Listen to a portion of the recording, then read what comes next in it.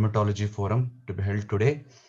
And now, without waiting, I have a proud privilege to introduce you one of the greatest personality of Indian rheumatology. Actually, you don't need much of introduction for him.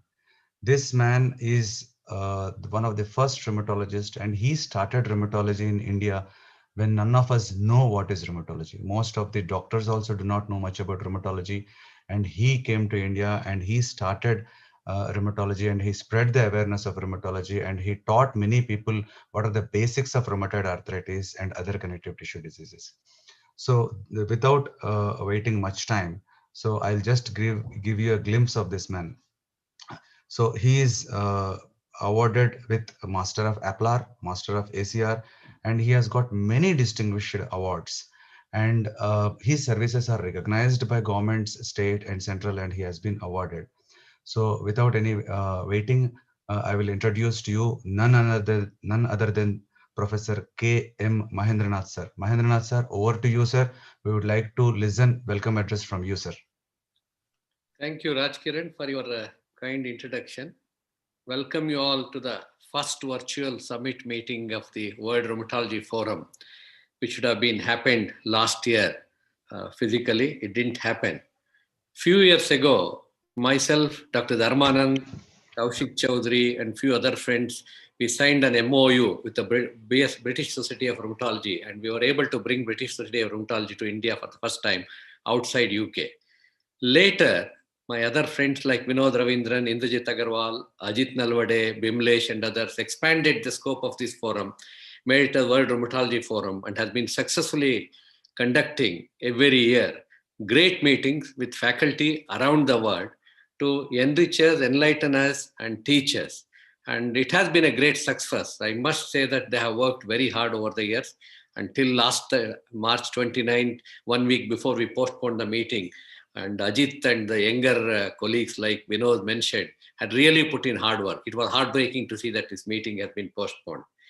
And anyhow, we decided this pandemic or the Chinese virus or coronavirus, whatever it has caused immense damage to everyone in the world, in the humanity. But life must go on, and we decided to continue this in the virtual form. And today we have some of the brightest young minds in the country, whether it's Chanakya, Aarti, Meha, Balaji, anybody, Kavya, many of them I know them. They are some of the brightest minds anywhere they can stand on any world platform today. And we also have the senior ones like Vikas Agarwal, who have their own expertise, who have reached the zenith.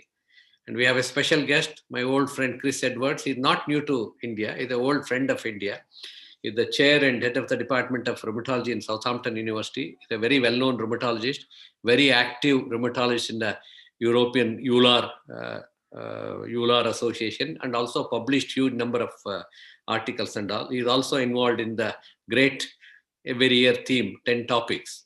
And Chris Edwards is a brilliant speaker, a very fine orator. He has a very sharp analytical mind, and he will be talking about the disease progression, poor outcomes in patients with rheumatoid arthritis today to help us. And probably for uninitiated, you must also know that Chris Edwards is the son-in-law of Graham Hughes of Hughes syndrome. He's another greatest rheumatology personality, living personality on the earth, who is also a good friend of mine.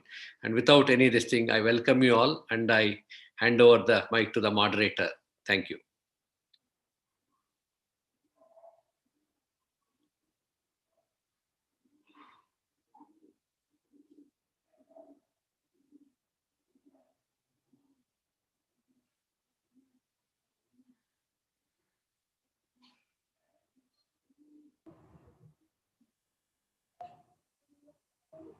Sir, you're muted.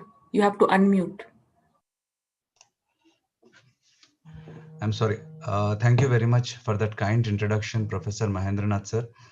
And thank you, informing us about Professor Edwards. Like, we really don't know about his relation with Graham Hughes, and this is a new point for us to know today. But we are very much aware of this scientific work in rheumatology. And we will move forward to this case presentations. We have very interesting cases today. We have three interesting cases which have been being presented by Dr. Aarti from Delhi. So Dr. Aarti is a post-DM rheumatologist, and she is working as a consultant in Agrasen Hospital in Delhi. And we have Dr. Chanakya. Chanakya did his DM rheumatology from Nizam's Institute. Now he's in Bangalore, St. John's, and he is also recipient of APLAR fellowship. And we have one of the brightest and young rheumatologists from South India, Dr. C. Balaji. So Balaji did his rheumatology DM from Chennai MMC, and now Balaji is working in Ramchandra Medical College. So now we'll start the proceedings. So all three speakers are requested to present their cases one after the other. And once we finish off these three case presentations,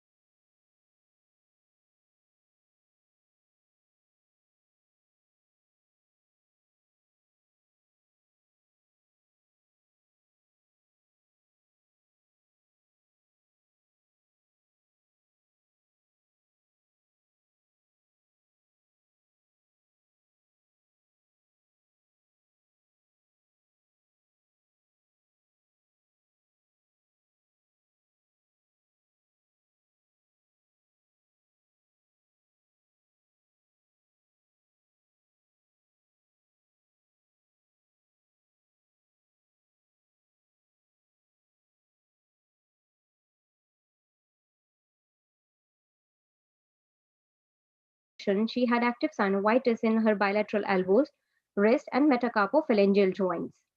And in the chest examination, there were infracracks in the right infrascapular, interscapular, and the infraclavicular areas. There was no significant history of sensory impairment, paresthesias, any palpable purpura, dryness of eyes or mouth, recurrent oral ulceration, photosensitivity, abortions, Raynaud's, or claudication. Next slide, please. So this is the image of a patient where you can easily appreciate in the image one, there is a lot of ulceration along with the cutaneous gangrene over to the left great toe. You can also see gangrenous changes, the cutaneous gangrene over the right second toe. And in the second picture, the left great toe is more visible where you can see certain of the infective areas as well in the ulceration part. In the third image, this is of the left lateral malleolus where you can appreciate the ulcers clearly. So this is the picture of the patient where there are multiple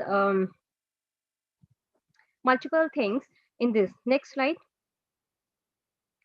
So this is an X-ray of the patient where you can see that there is a radiocarpal narrowing, there is carpal crowding, there is a lot of juxta-articular osteopenia, and there are multiple erosions in the metacarpophalangeal joints as well. So to summarize, this is a 52-year-old female with a background history of inflammatory polyarthritis, along with a history of gangrene and the cutaneous ulcers. So the possibilities which came to our mind were rheumatoid arthritis with the secondary vasculitis because of the history and the X-ray images. Second, we thought of is antiphospholipid antibody syndrome, which can be primary or secondary to an other underlying rheumatic disease. And third is primary systemic vasculitis. Next slide.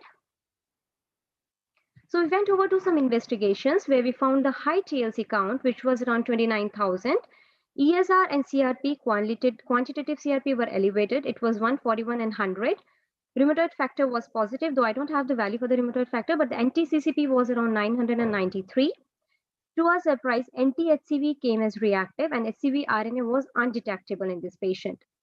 All other PT and APTT was normal. Serum globulin was on the higher side, which was 4.3. HbA1c was normal. Urine routine and microscopy showed 12 to 15 pulses with no albumin or the cast. Urine culture and sensitivity showed contamination. The next slide. In the background of anti-SCV being positive, we carried out serum cryoglobulin as well, which came out to be negative. ANA came out by immunofluorescence was 4 positive homogeneous in the titers of 1:100. C4 was low. In ENA, there was anti-SCL70 being positive, and anti-MPO and TPR3 by ELISA was negative. We performed the arterial Doppler of the lower limbs and the ultrasound abdomen as well in this patient. And we found there was altered triphasic wave pattern in the patient of the bilateral lower limb along with the marked reduced velocity on both the sides. We performed the skin biopsy from the ulcer edge and we found the neutrophilic vasculitis with a lot of fibrinoid necrosis being going on. So if we talk about the history and the examination along with the investigations, were we dealing with the case of rheumatoid arthritis or a lupus because the ANA was 4 positive homogeneous with the secondary vasculitis with hepatitis C, or is it hepatitis C with the cryoglobulinic syndrome? So in fact, let's see some of the literature, what the literature has to say about these syndromes or the rheumatoid arthritis with hepatitis C. The next slide. So when we talk about rheumatoid arthritis, then these patients who have this secondary vasculitis because of the rheumatoid arthritis, they have anti-CCP being positive in 90% of the cases with the high titers. And lack of antibody confers the negative predictive value for rheumatoid arthritis related vasculitis. So similarly, this is our case. ANCA can come positive by immunofluorescence, and this is usually the atypical ANCA, which comes positive in around 48% of the cases. While if you do ANCA by ELISA, it should come out to be normal or negative. Complements definitely goes on to the lower side, especially the C4. And when we talk about the definitive diagnosis of rheumatoid vasculitis, it has to be done by the skin biopsy if possible, which has the highest yield of around 75%. In case we are unable to take the skin biopsy for some reason, we can go for the sural nerve or the peroneal nerve biopsy as well, which has a yield slightly lower than the skin biopsy, which is around 50%. Next slide. So this is the slide showing the neutrophilic infiltration of the vessel wall along with the fibrinoid necrosis. As we saw in our case, there is a lot of necrosis and leukocytoclasis and destruction of internal and the elastic lamina. Next slide. Next slide. So what do we say about, the previous one. So what do we say about the false positive HCV in rheumatoid arthritis? Previous belief says that high titers of rheumatoid factor being positive can lead to the false positive anti-SCV. So is it true? So we reviewed certain literature and the papers about the false positive anti-SCV in the patients of rheumatoid arthritis with the high titers of rheumatoid factors. Next slide. So after reviewing the literature, we found that wherever the previous thought was that these can be false positive doesn't stand true nowadays.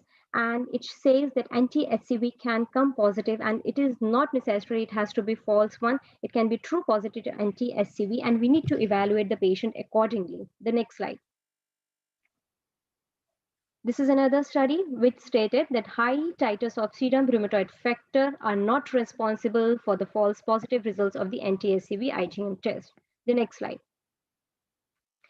So let's move over to the rheumatic manifestations of the HCV. So there are certain strength of associations which goes between the HCV and the diseases. There are high, medium, and the low strength of association.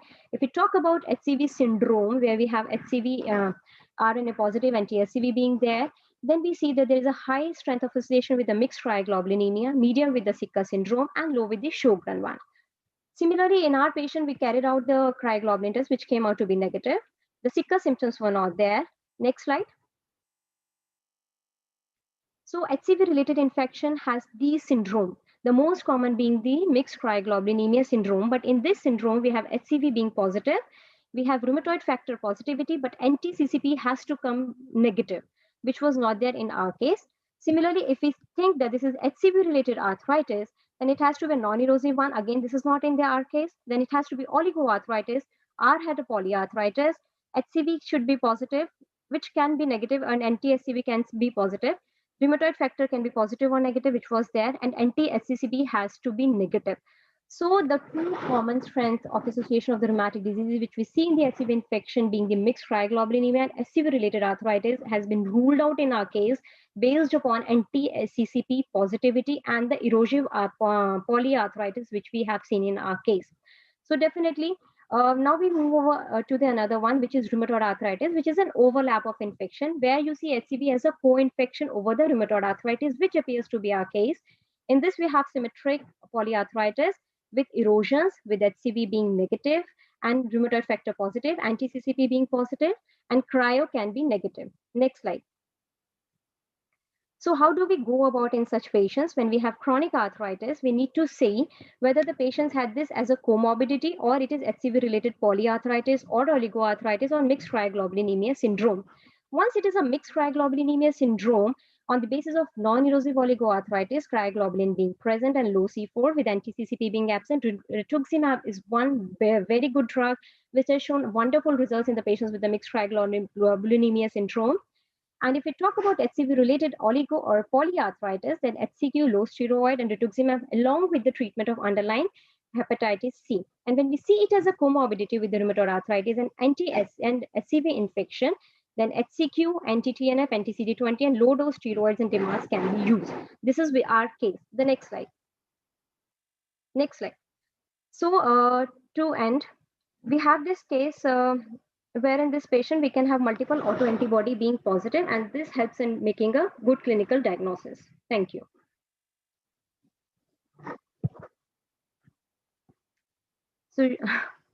So in our case, we have a treatment of rheumatoid vasculitis with hepatitis C.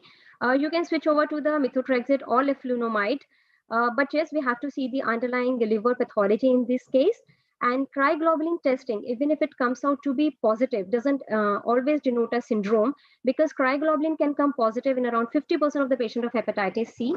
Similarly, when multiple autoantibodies are coming positive, like ANCA, ANA, anti-SCL70, then it shows that there is an underlying anti-SCV or the hepatitis C being reactive in these patients. So we have to focus on some things to differentiate between the rheumatoid arthritis vasculitis when we have comorbid hepatitis C, and anti-CCP erosions and polyarthritis definitely helps us in making and differentiating it from the HCV related arthritis. Thank you so much.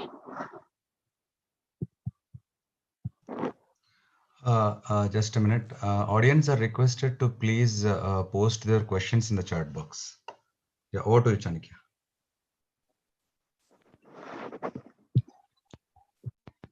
Good morning, everyone. I'm going to present another difficult to treat case of rheumatoid arthritis. This is the story of a 62-year-old man who is a physician.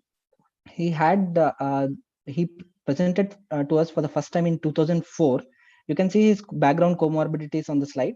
So he presented to us with symmetric inflammatory polyarthritis and was diagnosed to have seropositive rheumatoid arthritis with very high titer rheumatoid factor and anti-CCP titers.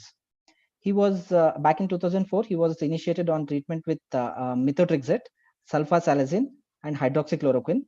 He used to take intermittently steroids whenever there was any flare in the arthritis. So from 2004 onwards, his range of his methotrexate were being titrated to receive as high as 25 mg, and which was started at 15 milligrams. Next slide, please. His clinical course was uneventful until 2012, when he met with a road traffic accident and sustained rib fractures. When for the first time a CT of his chest was done to evaluate for the rib fractures, and it was noted that some basal fibrosis was noted on the CT scan, which was consistent with the NSIP, which was very early. However, till now he was asymptomatic for any of his pulmonary symptoms. And we just noted this finding. In the next few weeks, he recovered completely and from his rib fractures, and he got back to work. Next slide, please. Early in 2013, in spite of being on methotrexate and sulfasalazine and hydroxychloroquine, his arthritis.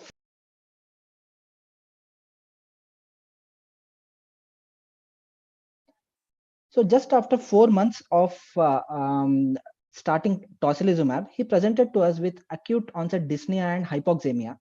We suspected infection as we looked at his HRCT images, which were showing new multiple opacities.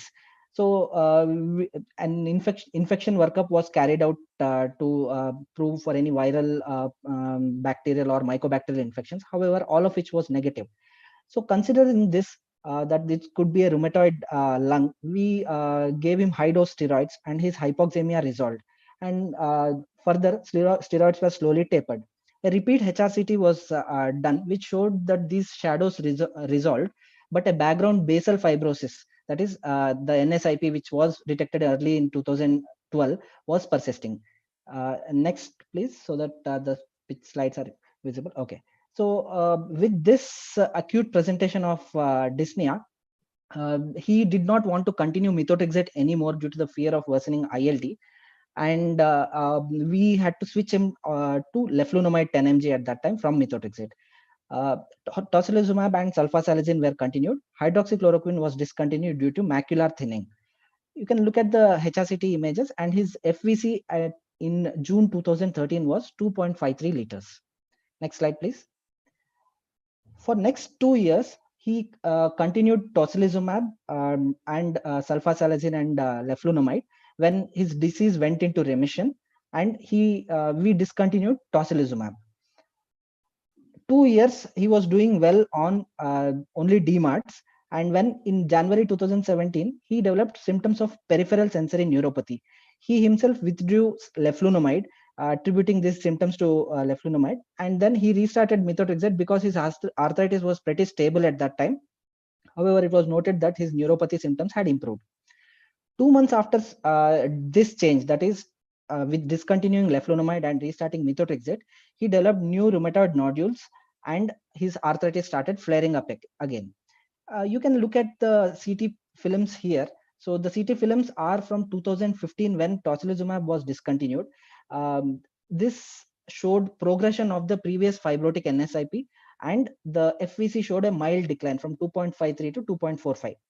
However, after 2 years, that is in January 2017, when this arthritis was flaring and methotrexate was started, we had to give him a new biologic. So he at that time tofacitinib was available in the armamentarium. So because it was his own personal choice not to take an injectable biologic at that time, and he opted for tofacitinib, although we'd considered giving him rituximab in view of arthritis, seropositive rheumatoid arthritis and progressive ILD. His FVC in 2017 was 2.69 liter. Next slide, please. So 2 years on tofacitinib, from 2017 to 2019, he did perfectly well with respect to his arthritis. In 2019, he presented again to us with acute dyspnea. His HRCT chest showed new pulmonary shadows. Next, please, to display the images. You can look at the CT films, which shows new pulmonary shadows. Infective workup, again, which was performed at this time, was negative for any mycobacterial, bacterial, or viral pneumonias. A bronchoscopy was undertaken to identify the cause for this worsening. There was evidence of probable DAH because hemosiderin-laden macrophages were positive. And on this account, please note that there was no hemoptysis that this patient complained of. However, there was a mild drop in hemoglobin of 2 grams.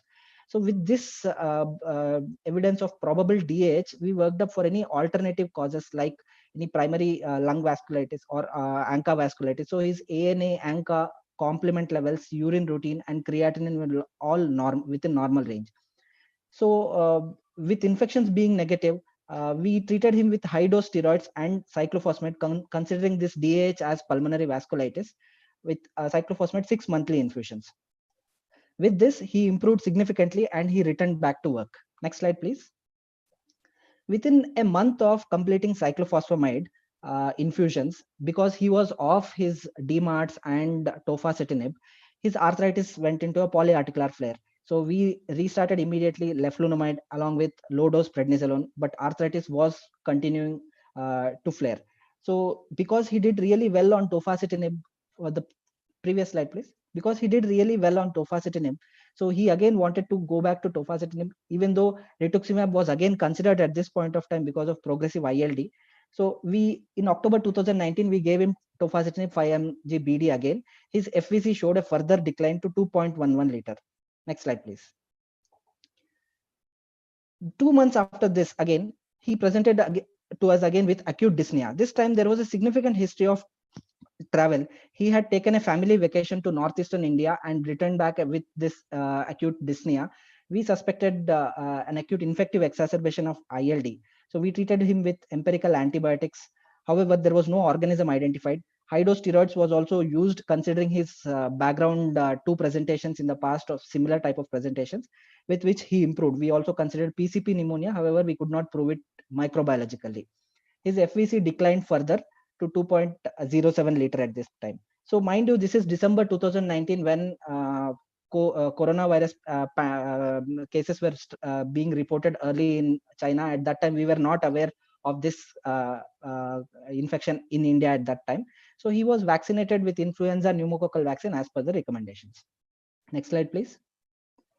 So his arthritis and lung symptoms in the past, in the current COVID pandemic have been stable while he was on leflunomide 10 mg per day, tofacitinib 5 mg BD and prednisolone 5 mg per day. Next slide, please. So his diagnosis was active seropositive rheumatoid arthritis with nodules and progressive fibrotic NSIP. Next slide, please. So if we look at, next slide, please. If we look at the literature for treatment of rheumatoid arthritis related ILD, most of it was extrapolated from the trials of systemic sclerosis ILD. But if we specifically looked at which biologic was useful with rheumatoid arthritis ILD, I came across this review, a recent review. If you look at the article types, most of them are retrospective series or case reports or series or one observational study. If you look at the number of patients, it's about 201. More than 80% of patients showed either stability or improvement in the lung function when treated with rituximab. Next slide, please. So the relevance of this case being both arthritis and ILD have been particularly challenging, with that both of them flaring as soon as any treatment was modified slightly or withdrawn. Although tofacitinib was doing good for his joint disease, it seemed that the pulmonary disease has been slowly progressive. In this setting, rheumatoid arthritis, as I pointed out, has got a better Can you evidence. conclude soon? Yes, sir. So this is the last slide. So the DAH was a strange event in this patient. Could it have been infection triggered? We did not have any microbiological evidence. However, fingers crossed that it doesn't happen again. But if it happens, then rituximab is the obvious choice for us in this patient. Thank you.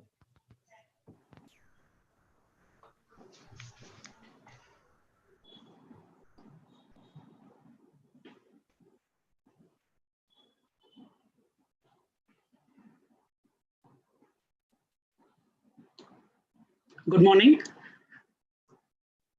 I'm Dr. C. Balaji. This is my case today.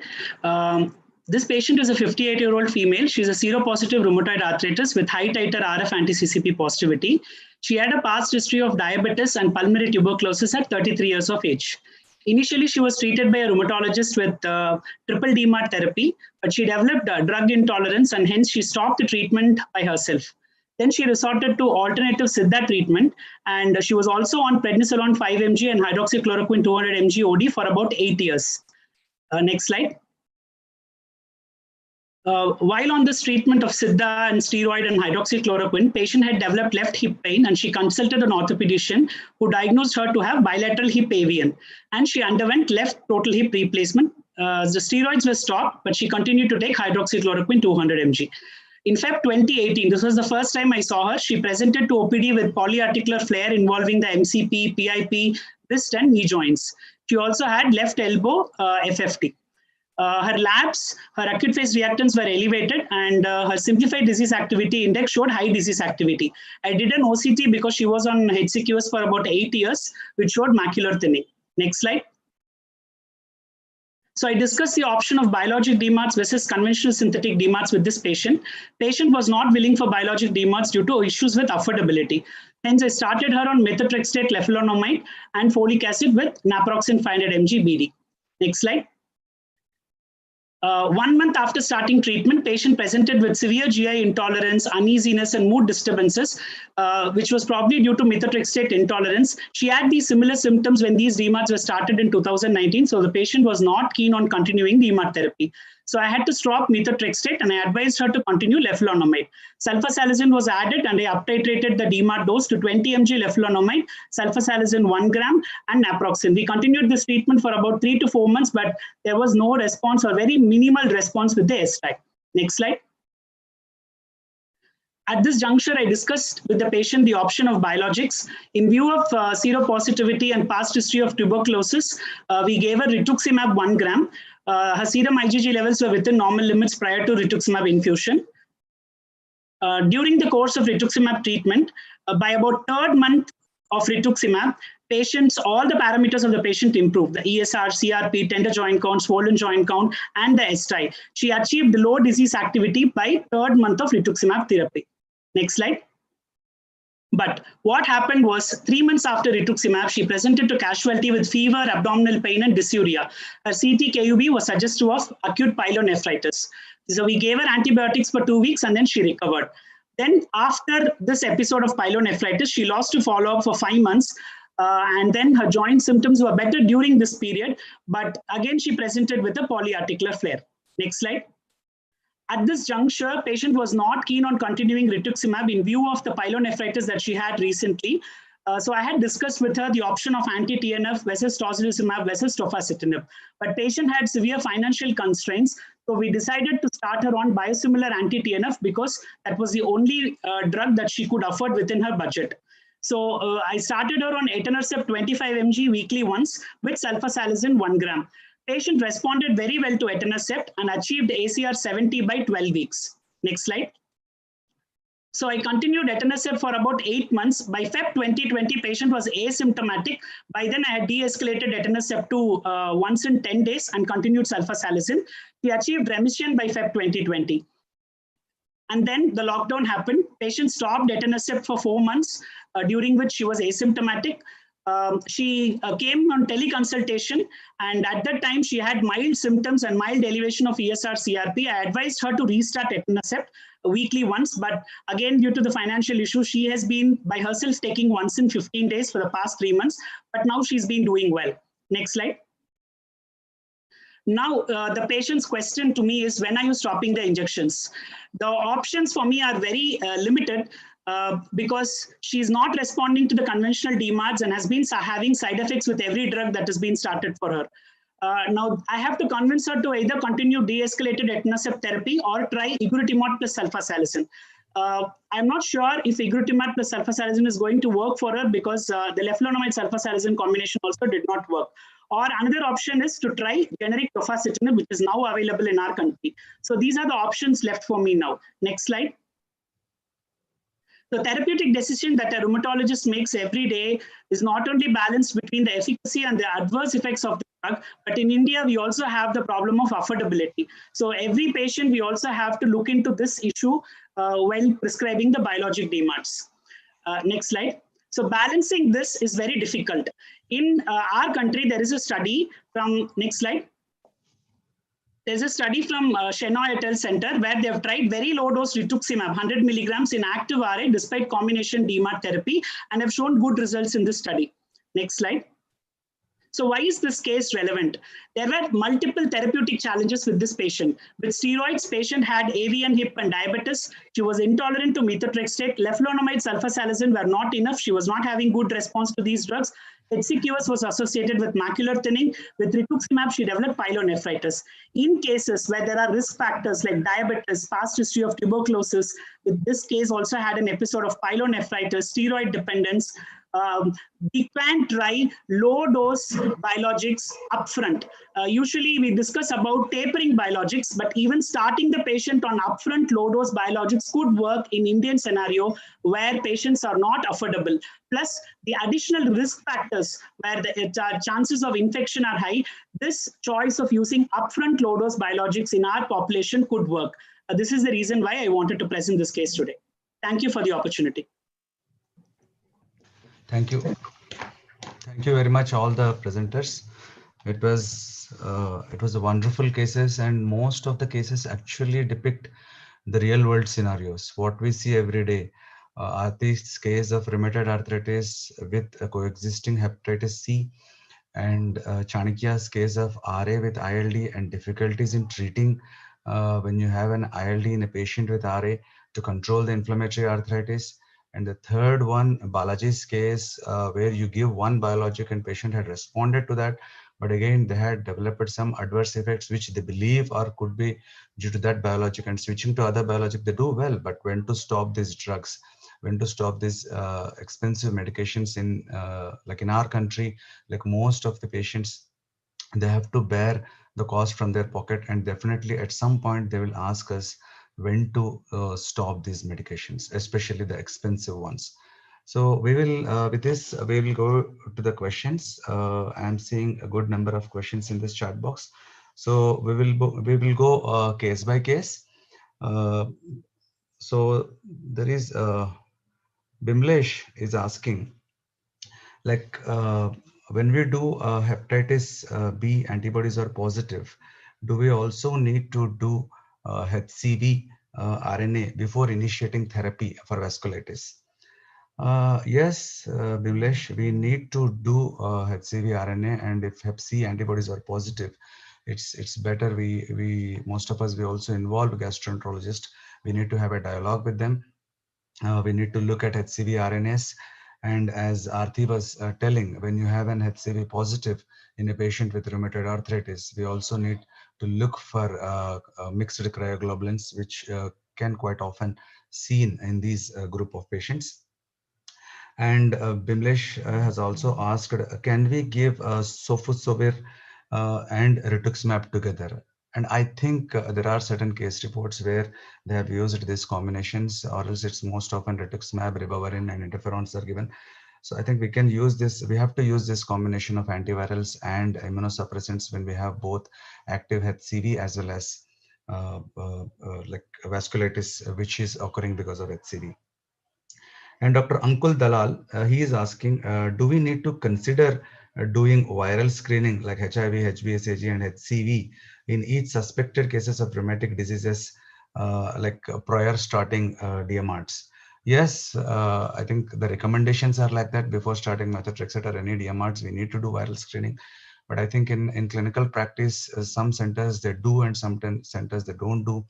And most often we immediately do when we find an altered liver enzymes or elevated liver enzymes.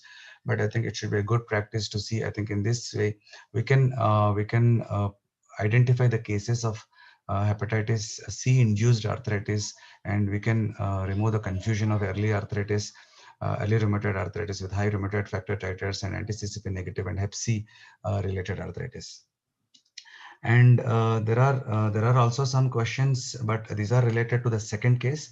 And we have our guest, like Professor Edwards. So I would like to discuss with, I would like to ask this question to Professor Chris Edwards, like how frequently you come across hepatitis C infection with rheumatoid arthritis in your country? Thanks very much for the question. So in a UK setting, I think it's less common. And so I think you'll have perhaps more experience than I do in a UK setting, and it will vary depending on areas of the UK. I thought all the cases were fantastic, and it was very interesting listening to the first case. The other things I wondered, I can't remember if from the case history, the autoantibodies around the specificity of the ANA came out, because although the pattern was homogeneous, I just wondered whether there were also anti-Rho antibodies as well, which you might expect to be speckled. Because whenever I see that combination of low C4, even in the context of hepatitis C and rheumatoid, you're also thinking, I wonder if there's some Sjögren syndrome that's driving this process that's present as well. And I agree completely with your comment that it's really important to involve the hepatologist, isn't it? You know, in these situations, I want the hepatologist to help me to treat the hepatitis C. And then that clears the way for the rheumatologist to immunosuppress, because the pictures of that poor lady's feet and toes and how unpleasant that must be for her to lose, digits. It's important we treat as aggressively as possible. Dr. Aarti, like Professor Edwards are asking, like, what was the pattern of ANA? You said it's homogeneous pattern. Any further analysis has been done to look into the subtype of autoantibodies or classify it as a Sjögren's, secondary Sjögren's? Sir, if you talk about clinical history, initially there was no history of dry eyes or dry mouth, but still based upon ANA being positive and 4 positive homogeneous, we went out for the extractable nuclear antigen. where there was only anti-HCl 70 positive, anti-Rho and anti-Lao was negative. Ah, So I based missed upon that, so that thank you. DNA, based upon that DNA, we ruled out, and upon the history, we ruled out that there's no Sjogren in that. And anti-HCl 70 can come positive because of the HCV-related stimulation of the B cell, which can lead to the polyclonal autoantibody formation. So we have multiple autoantibody in this patient based upon the HCV positivity.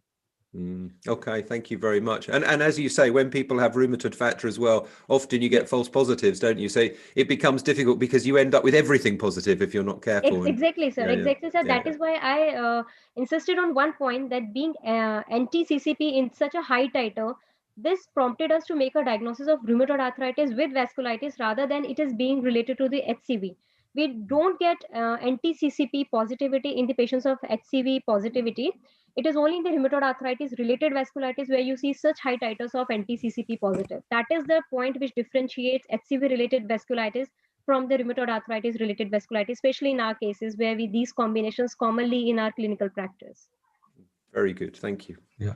So what do you say, Professor Edwards? Like Aarti says, like we can get a lot of antibodies if someone has HCV infection, because HCV, I think via its activation through TLR7, it can generate more of these RNA antibodies and other antibodies and high titers of rheumatoid factors, IgM rheumatoid factors.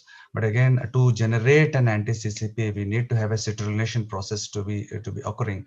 And I think the citrullation process doesn't occur much with HCV infections. And so that's how it's again a different thing. So that's how if the patient has an high levels of anti-CCP, and it has to be the rheumatoid process might have kicked in, like rather than the HCV causing antibody generation. Yeah, I agree with you completely. I suppose it's also, and as clinicians, we all know this, don't we? You know, when there's a lot of rheumatoid factor about, sometimes the immunology tests become falsely positive. And also immunology tests are not as reliable as something like a full blood count. And so what's vital is what the clinical situation is rather than just the specific antibody. So I think that's important as well. I'd never rely completely on the immunology test or a single immunology test. It's also taken in the round with the patient's situation as well. And therapy-wise, if you have a coexistent rheumatoid arthritis and HCV antibody positive together, Dr. Aarti has clearly mentioned that if HCV is positive, we need to look, we need to further evaluate, we need to do HCV RNAs.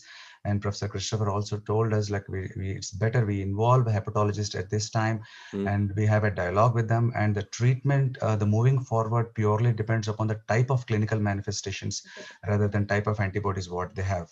This is what Professor Christopher says. If the patients have a mild symptoms like arthritis and skin manifestations, you can manage with simple drugs like methotrexate and other like simple drugs. Like if you have a complicated features like vasculitis involving these digital gangrene, which if they're attributed to cryoglobulins, maybe we might have to increase our immunosuppression by giving cyclophosphamide or rituximab. So similarly, if we have a renal manifestation, again, we might have sometime should get a plasmapheresis done and involving nephrologist. So depending upon the type of manifestations, we need to decide our therapy. So with this, we will move to discussion of our next case. And the next case is a Chanakya's case, which is about presence of interstitial lung disease in rheumatoid arthritis. So this case, Chanakya has told how difficult it is to manage these cases, especially when the patient doesn't listen to you.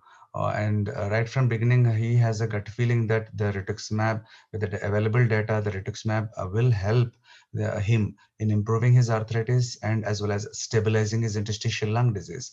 But again, we have a patient, and in this time of shared decision making, we discuss with the patients openly, and we have a patient who doesn't agree to take rituximab for whatsoever reasons it is, and you have tried all different drugs. We have tried tocilizumab, we have tried tofacitinib, and though there are some case series where when tocilizumab is given to rheumatoid arthritis, the ILD was more or less stable, and there are also contradictory to that. We have certain case reports which also see that ILD has worsened a little bit on tofacitinib. So lots of mixture of data is available. And going further into the discussion of this case, Professor Malviya had given his comments. stating that like acute presentation with dyspnea is not the presentation of RA-ILD.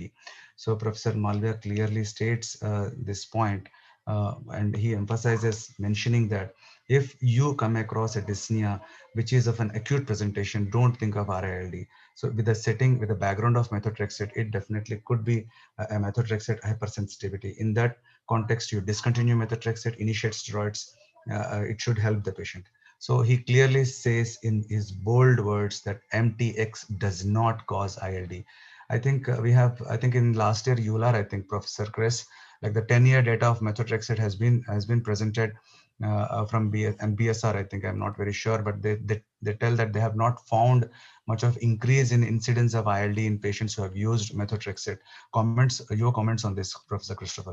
Okay, so this is a very common question, isn't it? And it's a fear amongst all us as physicians. So of course we know about pneumonitis, which tends to occur early on in disease with methotrexate.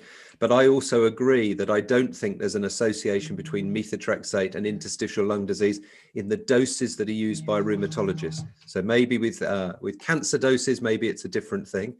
The data you were talking about, I think, is the data that Patrick Kiley was involved with at St. George's Hospital from the early rheumatoid arthritis network studies, where they followed a large number of people and seen no association between interstitial lung disease and methotrexate. And the only other tip I have from my respiratory physicians is we heard about the FCV, the FVC for this patient, and it remained above 2, I think, for most of the time. So the chest physicians will say they have no fear in starting methotrexate in someone with interstitial lung disease, as long as the FVC is greater than 1 litre. If it falls to greater than 1 litre and then someone gets pneumonitis, then they have very little reserve and the outcome can be very poor. But if they have enough FCV, even if they got pneumonitis on top of the interstitial lung disease, they should be safe. It could be stopped and they could be treated with steroids.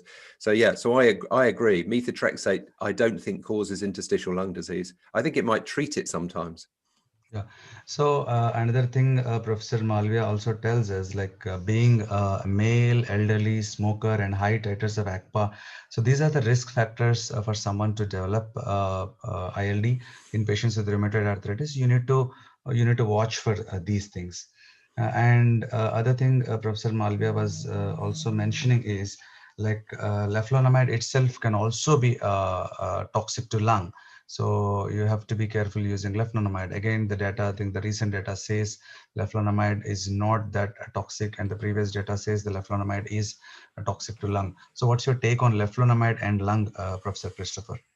Thank you. I have much less experience of that. I think, once again, I agree with the comments made that I think there are some associations sometimes with having lung problems. I don't know how definite they are.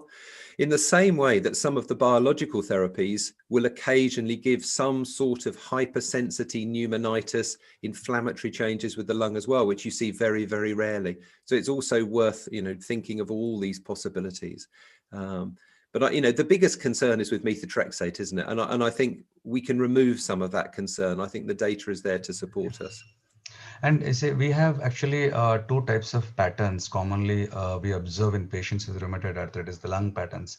Most commonly we come across UIP pattern, which is quite common and which is much resistant to treatment, and sometimes it might progress. And we have an NSIP pattern, which is not that common in RA, but we might find in other CTDs. And they say NSIP pattern might respond very well to all your therapies. And this case of Chanakya had, to begin with, it has an NSIP pattern. It has evolved into fibrotic pattern despite of therapy. So what's your take on this, like UIP patterns and an NSIP pattern? And there is also mention about hypothesis, like when you have an UIP pattern, most often the disease might have started in the lungs. And when you have an NSIP pattern, the disease might have started in the joints and it might have reached in the lungs. So the treatment, like what's your like experience like in these cases? So like does both of these groups do badly, or definitely it is NSIP, they might get stabilized with therapy, and UIP, they might have a progressive downhill course? I suppose for me, I take in my mind what I think is a more clinical approach. So the respiratory physicians are very interested in the patterns and the NSIP and the UIP. For me, when I'm looking at the scan, what I want to know is how much inflammation, how much is ground glass, and how much is fibrotic. And if there's ground glass, that should be reversible and that should be treatable. And if there's fibrotic change, that's the best you're going to achieve, is to stabilize the situation, because it's a scar and you can't make it go away. So I have to say, I focus more on how much activity, how much inflammation and ground glass, and how much fibrosis, rather than defining the specific pattern, which I've never found really useful in terms of making clinical decisions. Yeah. So we are running short of time, and further questions can be answered regarding this in the chat box. And we'll move on to the last case, and a couple of questions in this last case. One is regarding methotrexate intolerance, like Professor Malviya suggested, like he's quite a favorite of giving coffee to the patients. And there is also pathophysiology which explains like how coffee can have its inhibitory effects on adenosine and other things. So if you can give an extra cups of coffee to the patients who are intolerant to methotrexate, so it would help. What's your take, like dealing with methotrexate intolerance, Professor Christopher? Thank you. So I haven't come across the coffee solutions in the past, but I'm interested to read more about that. So I'm going to go away and educate myself now. So I think there are a number of different things we try. We increase the amount of folic acid we give, don't we? Rather than just giving it 1 day per week, we start to give it more regularly. We give subcutaneous instead of giving oral to try and help with tolerance. We try to reassure the patient, because there's a lot of bad information on the internet that frightens patients about methotrexate. So good, reliable education can help. And sometimes, to gain patients' confidence, I'll start with a very, very low dose, even 2.5 milligrams per week, and then build it up, because that gains their confidence. Because to start at 15 for some people is too frightening, even though as clinicians we may be happy with that. And another question, leflunomide induced neuropathy, how common it is? And I think leflunomide, in the loading doses of leflunomide, it was quite common. I think recent past leflunomide induced neuropathy is not that much common, but still now and then the case reports are heard of leflunomide induced neuropathy. And the other thing is, which biologics are safer in RA with ILD? And I think anti-TNF definitely has there are a lot of case reports saying that infliximab and adalimumab had worsened ILD, and the new onset of ILD has been there. And again, the long-term data is also available, which says that patients in whom the disease is very well controlled, this disease has ILD has not progressed. And rituximab, yes, most of the data is in favor of rituximab, but these still patients on rituximab also to some extent they have progressed. And tofacitinib, there is not much data. But again, the clinical trial data from tofacitinib had shown very limited percentage of patients have developed a new ILD on RA. So I think we are running short of time. There's lots of questions are there, very difficult to answer at this short span of time. But it was a wonderful discussion and excellent comments from Professor Malviya and Bimlesh and others are involved. And thank you very much, Professor Christopher, for enlightening us about RA and other comorbid problems. Thank you. And over to you, Dr. Dharmanand sir, for moving on to the next session. Yes. Good morning, one and all. We had a wonderful starter, and then we will move on to the main course of the meeting. And when a rheumatologist sees a patient in the clinic, he wish he has an access to a crystal ball and predict the prognosis and decide which patient would do well and which patient would not do well, and decide the intensity of the therapy based on that. Unfortunately, we are not yet there, and we have none other than Professor Christopher Edwards to discuss this topic of predicting disease progression and poor outcomes in patients with rheumatoid arthritis. And he is a professor of rheumatology in University Hospital Southampton, UK, and is also Associate Director, Southampton NIHR Wellcome Trust Clinical Research Faculty. He has been a member of multiple international committees for guidelines for the management of rheumatic disease. He has the first-hand exposure to all the therapeutic armamentarium available to us, and he is also the clinical lead for the development of guidelines for usage of radiology in the diagnosis and management of rheumatoid arthritis. Over to you, Professor Edwards.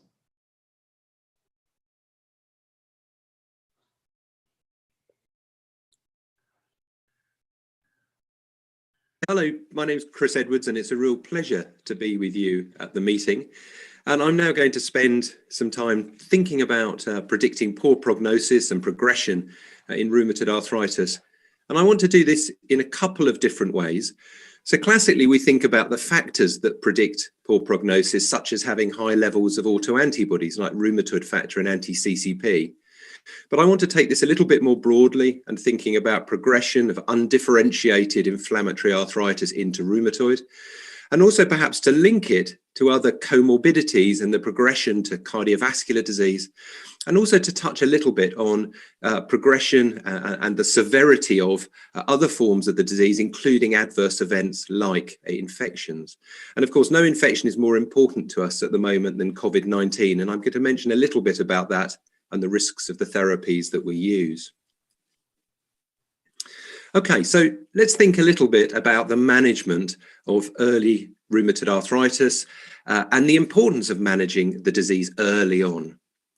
Behind this slide lies hundreds of different studies reminding us that we should treat people early because that prevents progression to the worst disease, that we should have tight control, we should set a target. And of course, we have a number of therapeutic choices and therapeutic options that we can use. Now, I'm going to talk a little bit about some of the biological therapies and JAK inhibitors, but we also need to remember that for most, and in fact many patients, conventional synthetic DMARDs will be the drugs of choice. And so the early use of drugs like methotrexate are also vitally important. Okay, so here are the classical features of poor prognosis, and these are pulled out in various different recommendations, various different publications. We know the presence of autoantibodies, not just their presence, but the height of their titer, how much antibody is present, predicts worse prognosis. We know that erosions being present predicts worse prognosis in the future, so erosions predict more erosions. We know poor function, as mentioned by Hack, and the presence of high disease activity, which can be measured in a number of different ways by high scores, but also by high ESR and CRP. And then, of course, there are other features such as demographic features and social features such as smoking and BMI, which make disease more likely, make it worse, and make it more resistant to treatment. And we all know what happens when the prognosis is poor and we do nothing about it. We end up in a situation where people's hands are damaged in the way they are in the picture of this patient. So identifying poor prognosis and thinking about when we identify what we do differently. When you see someone with poor prognostic factors, do you treat more aggressively? Do you treat more quickly? That's the key to this and something I'd like you to be asking as I show you the data as we go through the talk. So let's start by thinking about a patient. Here's a 35-year-old woman, attends the clinic with a new diagnosis of rheumatoid. And initially, she'd had a number of features which you may say are poor prognostic features. She had multiple tender and swollen joints. She had a high ESR, a high rheumatoid factor, and a high anti-CCP. If we look at blood tests, she has a normochromic normocytic anemia and raised platelets, common in an inflammatory process, and she has moderately raised ESR and C-reactive protein. And so I think taken together, this is starting to look like someone with a poor prognosis that we'd really want to treat and treat soon and treat aggressively. And then the ultrasound, although the x-rays look normal, the ultrasound identified some erosions, particularly in one joint. So here's another poor prognostic factor. How would you treat this patient? Well, my approach was to give her an intramuscular depamedrine. We'll come back to thinking about corticosteroids in a moment, to start her on methotrexate, which would be my default position. And although sulfasalazine is often used and considered to be a lower risk, I often worry that sulfasalazine doesn't treat all of the immunological features of rheumatoid. And I see some patients in whom extra-articular manifestations are more likely unless I use methotrexate. Of course, methotrexate is not always possible, not always tolerated, but my preference would be for methotrexate. So what about if we change some of the features of this patient? If she was seronegative, would you treat her in the same way? Because that would presumably reduce the feeling that she had a poor prognosis. And what if the ultrasound showed no erosion? Would this change the way you treat her? And finally, if she was seronegative and her symptoms had only been there for 2 weeks, you may be nervous at this stage that she had another form of inflammatory arthritis or a reactive arthritis that might improve, and you might give some steroids and then wait for a period of time before making a definitive decision. So here are some questions. Can you predict RA, the people who will progress to RA? Can you predict the severity of the rheumatoid? Can you predict the comorbidities that are going to be present? And can you try to get an idea of predicting response to treatment? And some of the latest stratified medicine studies attempt to do this. And I'll touch on one or two of those. So let's think about the development of rheumatoid. And this comes from a piece of work from the Karolinska Institute. And it looks at individuals on the left-hand side who have a genetic susceptibility to rheumatoid, and then are exposed to different environmental challenges. And they start to lose immune tolerance in mucous membranes, like the mouth, like the lungs, and like in the gut. The citrullination of peptides leading to autoantibody formation, increasing titers of these antibodies. And then you get into this pre-rheumatoid stage, when it's not quite rheumatoid yet, but it's inflammatory, and then into proper seropositive rheumatoid arthritis. And we'll come back to this slide in a moment. Should we be thinking about early rheumatoid as a slightly different disease? And therefore, in the future, might we use slightly different drugs at different stages of disease? This is some work from Karim Raza in Birmingham, looking at the synovial cytokines in patients with rheumatoid early on in disease. And the exact detail of the science doesn't matter, but if you look at those headline cytokines, IL-2, IL-4, IL-15, interferon gamma, that are seen particularly in early disease, they're very T-cell type cytokines. And that might increase our interest in using different therapies that will have an effect on these sorts of cytokines. T-cells can be inhibited using co-stimulation inhibitors such as abatacept, for example, which I show in the cartoon on the right-hand side. Now, if we're going to think about who progresses on to most severe rheumatoid, we have to think about, of the people with inflammatory arthritis, who progresses on to rheumatoid arthritis itself. And these features are shown in various different classification criteria, and you can see them on the left-hand side for the ACR-EULAR classification criteria. So you're more sure of disease, and you're more sure of worse disease if there are more joints involved, if there is seropositivity, and if there are acute phase reactants, and if the disease has been there for a longer period of time. And various groups have tried to come up with predicting development of rheumatoid arthritis tools. This is some work from the Netherlands, and they have a questionnaire on the left-hand side, which you accrue points as you get these different questions. So how long ago did the disease start, and how high is the VAS score, and is there early morning stiffness, and is there seropositivity? And that can put you into different groups. And on the right-hand side, you can see here are the percentage of individuals who still don't have rheumatoid arthritis. And in the red line, score 7 to 12, when all those points are added up, you can see by 60 months, only about 20% of people don't have rheumatoid. So you can predict progression to some extent, and that's important.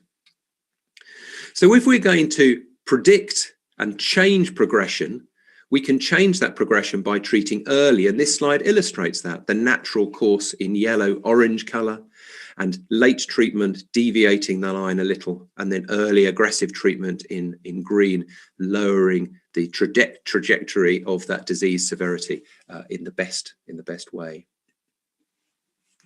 And if you treat early, and this is old work now, here are some definitions of disease and it's how early it is. So late early is LIRA, and very early is less than 3 months. The late early is 3 months out to 3.5 years. And you can see the difference in the amount of joint damage that occurs, even in this difference between early and very early. So very early treatment reduces the progression to more serious, more damaging disease. And people think that's because there is this idea of a window of opportunity. If we treat early, we fundamentally change some of the immunophenotype of rheumatoid, and that change may change permanently, even if you stop treating for a little bit, even if you come back and treat the patient in the future, those that you treat early continue to do better. Okay, so let's think about this progression of rheumatoid again, because people have started to think about the different stages of disease at which you could treat. Perhaps in a science fiction imagining, we might treat in preclinical disease very early. We'd identify people genetically. but that's not something we can do now. At the moment, we treat, if we're lucky, on the right-hand side and give early rheumatoid treatment. But there are now studies looking at treating when the symptoms are present and you think the person might develop rheumatoid and perhaps they have autoantibodies, but before true rheumatoid is classifiable. And I thought I'd show you some studies about this.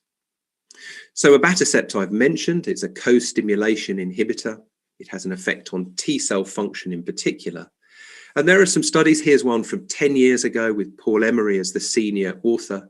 And this ADJUST study looked at treating people prior to developing full rheumatoid with undifferentiated inflammatory polyarthritis, giving them the abatacept for 6 months, then stopping treatment.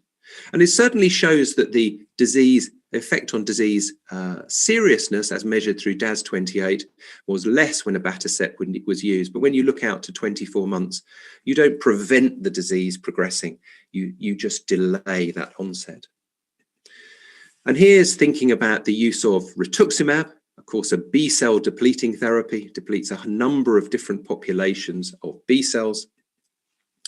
And here's the PRAIRIE study. This was published last year. This is using rituximab in this early pre-rheumatoid arthritis stage. And you can see the rituximab line and the placebo line here. And the fact that after treatment with rituximab, there's a separation, but eventually by 36 months, you've delayed the onset of rheumatoid, but you haven't stopped it completely. And then finally, just an advert for the APIPRA study. This uses abatacept in this early population, inflammatory sounding joint pain associated with positive autoantibodies. And this is yet to be published. Andy Cope's the lead clinician involved in this at King's in London. So we're waiting to see. So can we delay or even prevent the development of rheumatoid if we treat early enough? So what about thinking about other features such as comorbidities and trying to reduce that, because that's important in the severity of disease.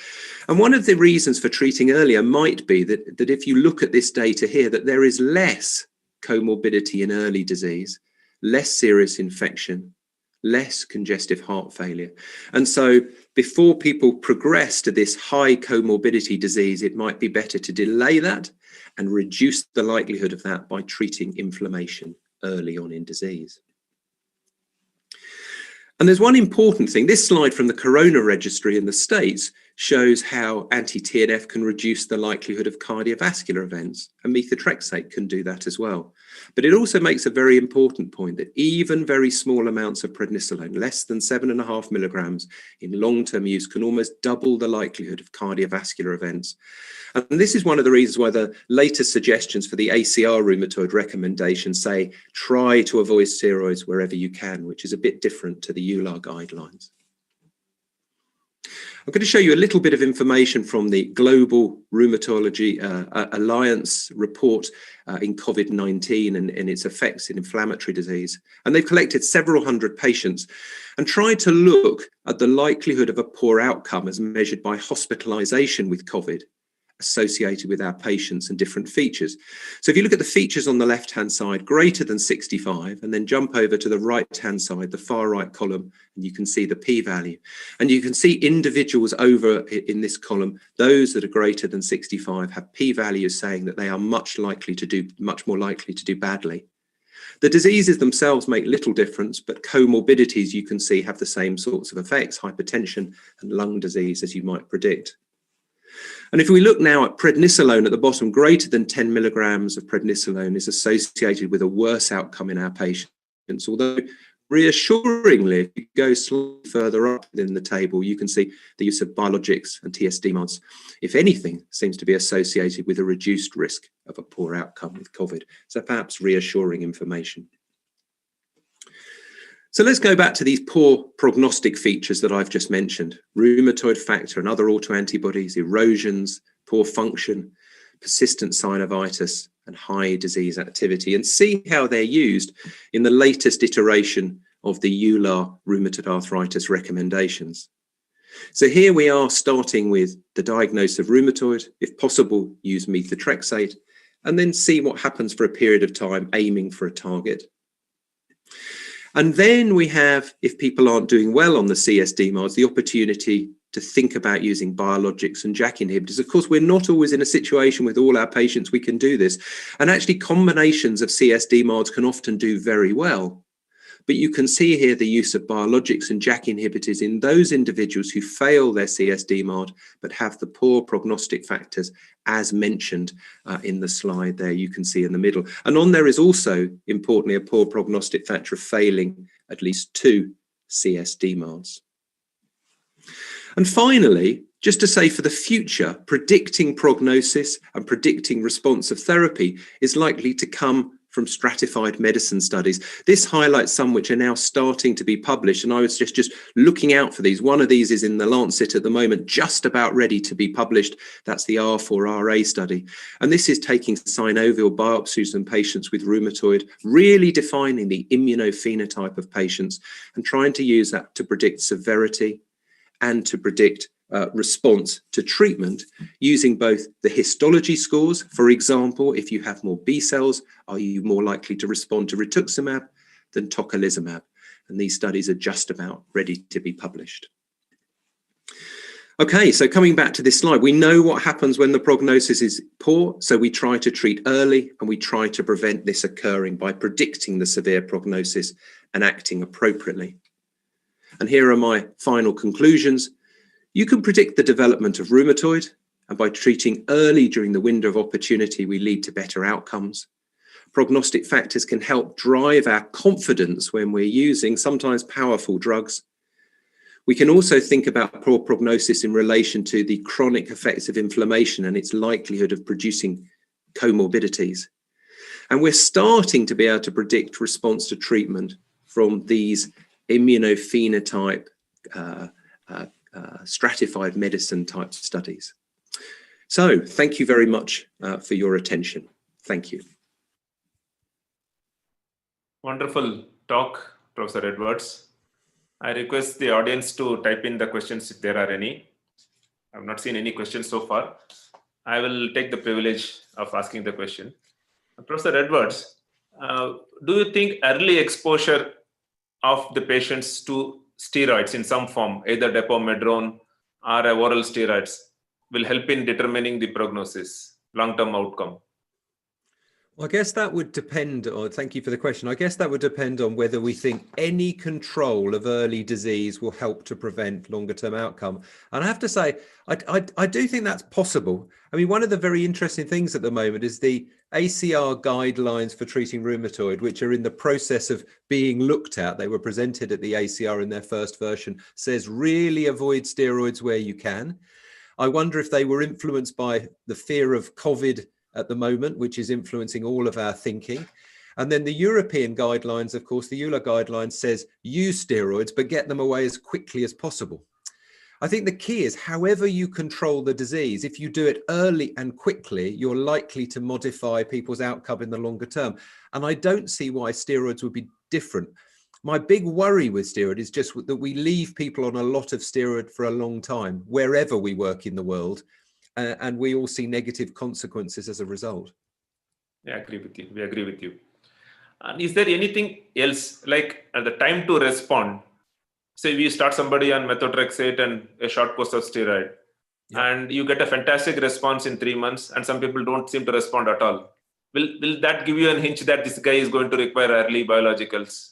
Yeah, I think so. I think you're absolutely right. And you pick up a really good point, which is one of the things that I hope to illustrate in the EULAR guidelines, and it's around this idea of CS-DMARD failure. So failing, whether it's methotrexate or sulfasalazine, the moment you fail the first CS-DMARD, you put yourself into a poor prognostic group, and that group of people need greater attention. 60-70% of our patients are going to respond to the first CS-DMARD that we give them to some, to a fairly good extent. But it's those hardcore people who fail one and then they fail a second CS-DMARD, they're very likely to need to go on to other therapies. Now, when you make that decision, I think is a bit debatable, but people will often say you need to be waiting at least 3 to 6 months to be really sure whether someone's responding to a therapy. You have to wait a little bit of time. And there is one more question.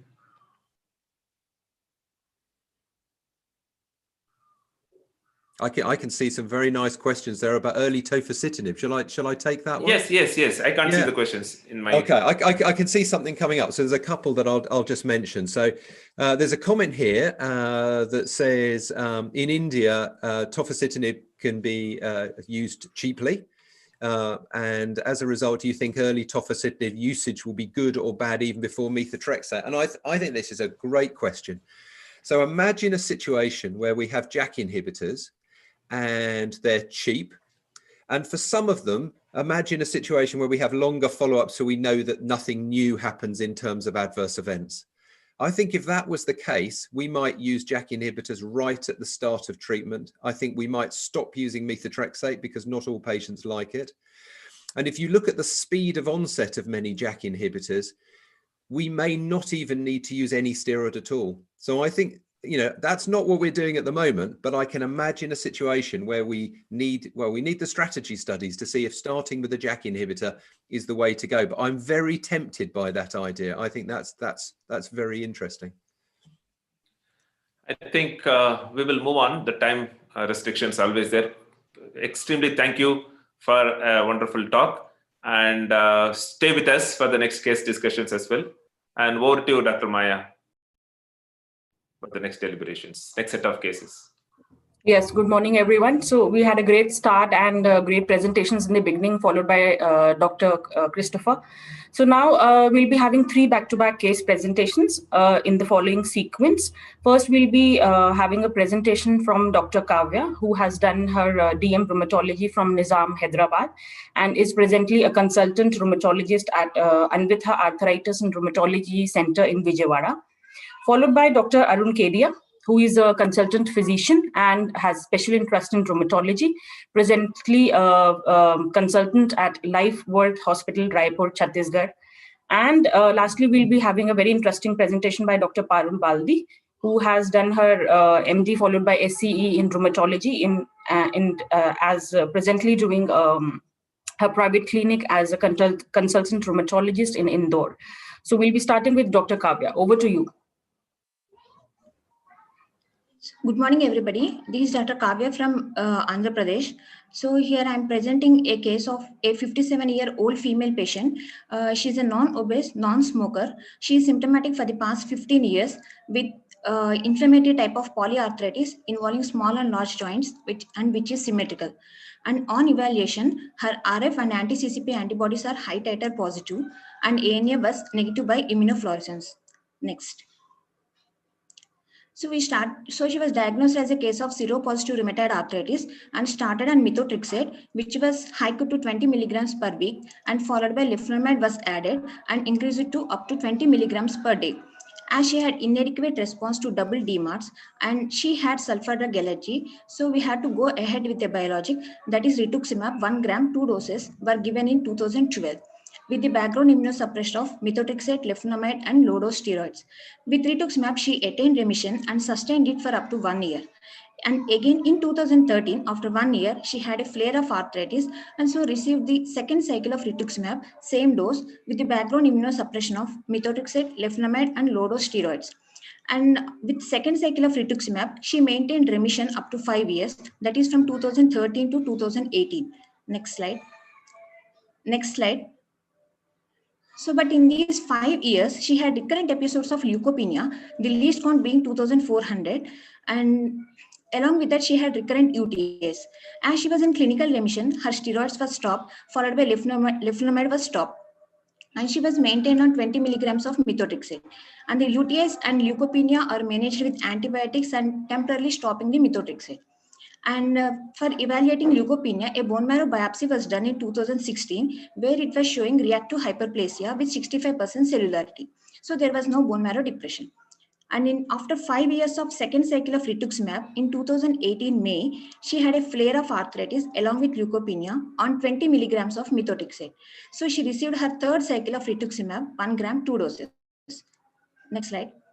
But this time, even after 4 months of taking rituximab, she doesn't have any response, requiring daily NSAIDs and steroids of up to 10 milligrams per day to control her arthritis. So leflunomide was added to methotrexate, but she developed leukopenia, so we could not continue the double DMARD combination.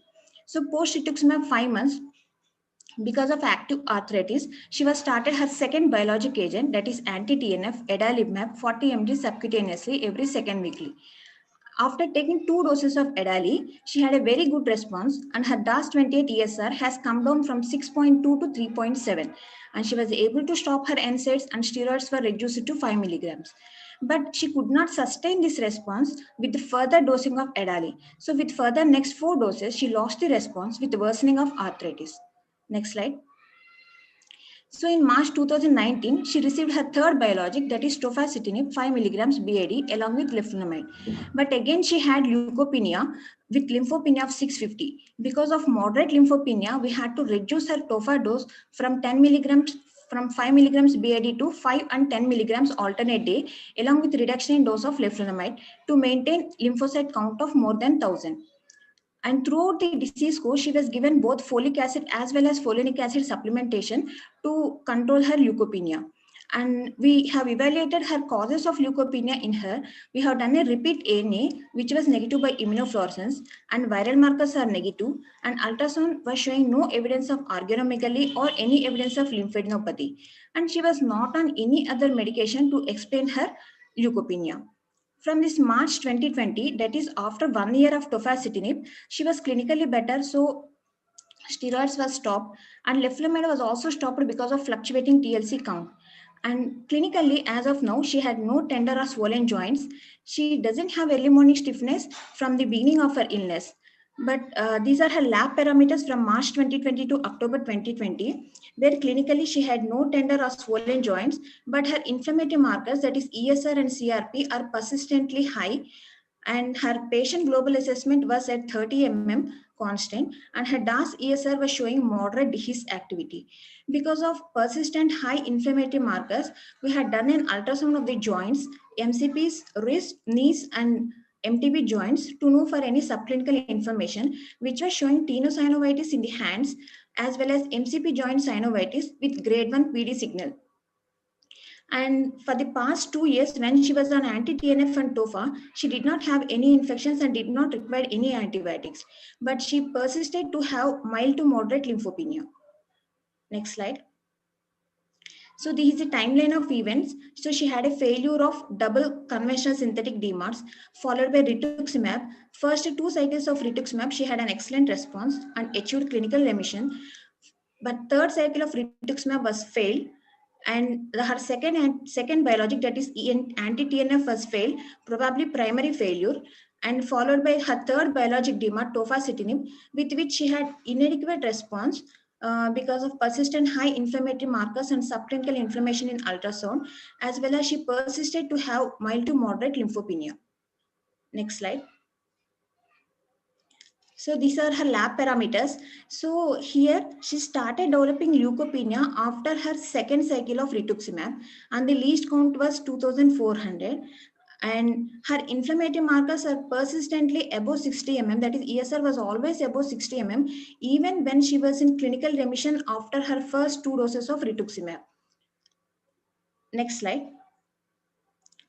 So we can see persistently high inflammatory markers, that is ESRs, and she never had neutropenia. Her neutrophil count was always about 2,500. She only had mild to moderate lymphopenia, that is counts between 500 to 1,500.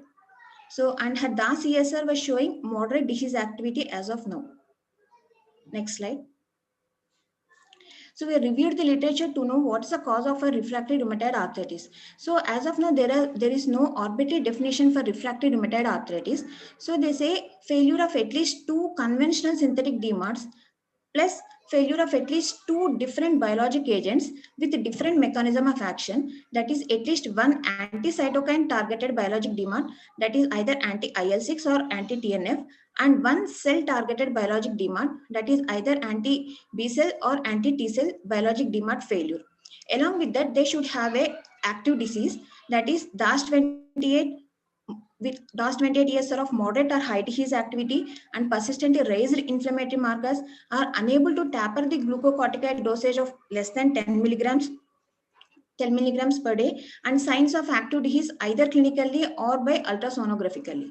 And nearly 20% of the patients progressed to a third biologic DMARD, and among them, 5% even failed the third biologic DMARD.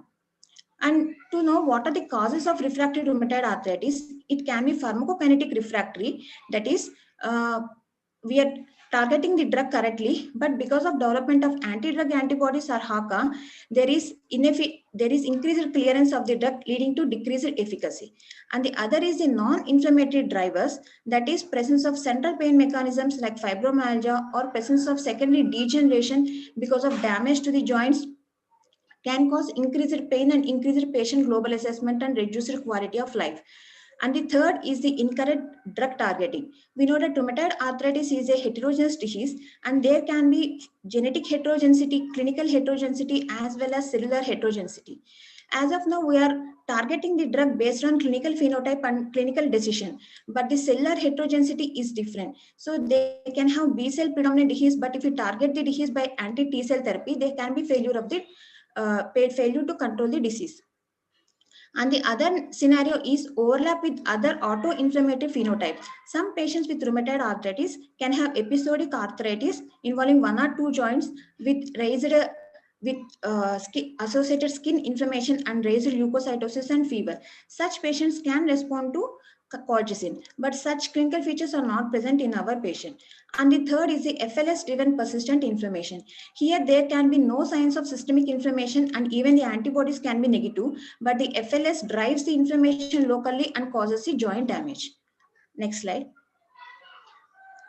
So, on coming to causes of leukopenia in this patient, so lymphopenia, the Wayback study done in 1989 was showing lymphopenia could be marker of high disease activity in rheumatoid arthritis patient, and this is independent of the disease activity as well as independent of the DMARDs they are taking. So lymphopenia itself is a marker of high disease activity.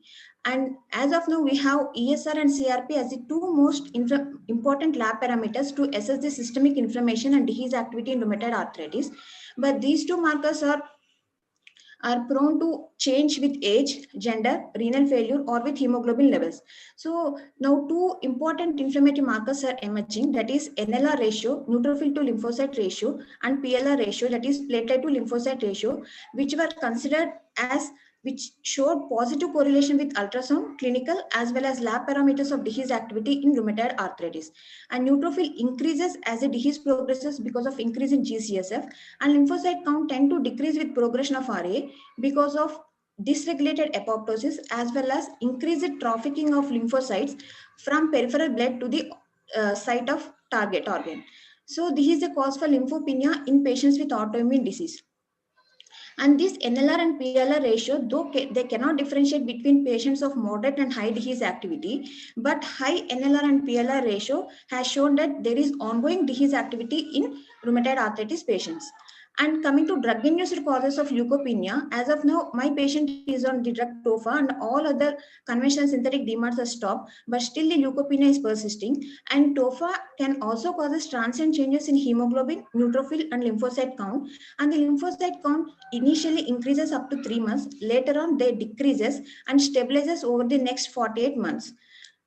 But my patient has developed leukopenia even before starting the TOFA, and it was continuing till date when she was on TOFA. And lymphopenia is associated with severe infections in rheumatoid arthritis, and the risk of infections increases with a count of less than 1,000, and it even increases when the count goes below 500. So, next slide, please. So why I'm presenting this case is how to manage further this case in this context of multiple biologic failure along with underlying lymphopenia, which is persistent in this patient, and how to assess disease activity in them, as this patient is in clinical remission and as of now she is happy with the treatment going on, but still there is supplementary inflammation going on by ultrasound, as well as persistently high systemic inflammatory markers like ESR and CRP. And how frequently should CBP be monitored in this patient to minimize the risk of infections? So as of now, I am doing fortnightly her CBP to see for any lymphopenia. So how far should I continue like this, and what's the best next step for her? Thank you.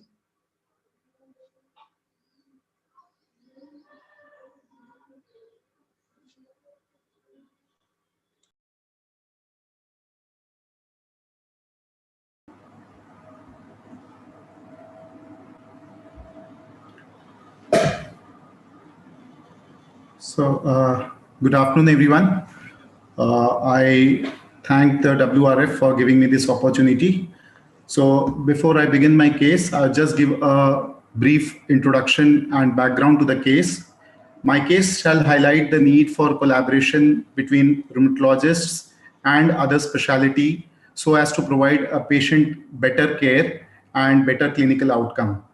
We all know that rheumatoid arthritis is associated with a gamut of extra-articular manifestations, and eye manifestations are one of the commonest among them. Scleritis, episcleritis, keratitis, uveitis are amongst the known complications that we see in patients of rheumatoid arthritis. But peripheral ulcerative keratitis is one of the rarest yet devastating late extra-articular manifestation of rheumatoid arthritis, which if identified late or treated late may progress to corneal perforation.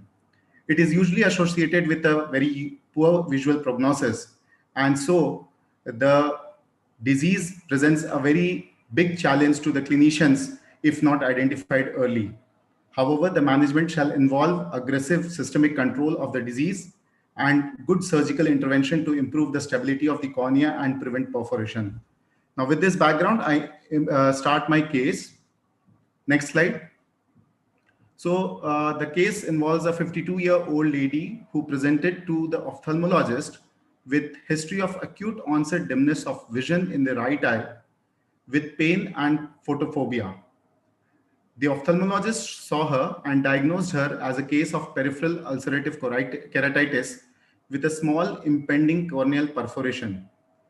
He ruled out the infectious causes of keratitis, and when he saw that there were long-standing joint deformities, he took no time to refer the lady to the rheumatologist.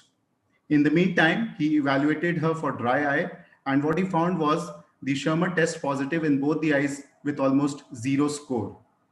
So after doing initial surgical protection of the cornea, he referred the case to the rheumatology department.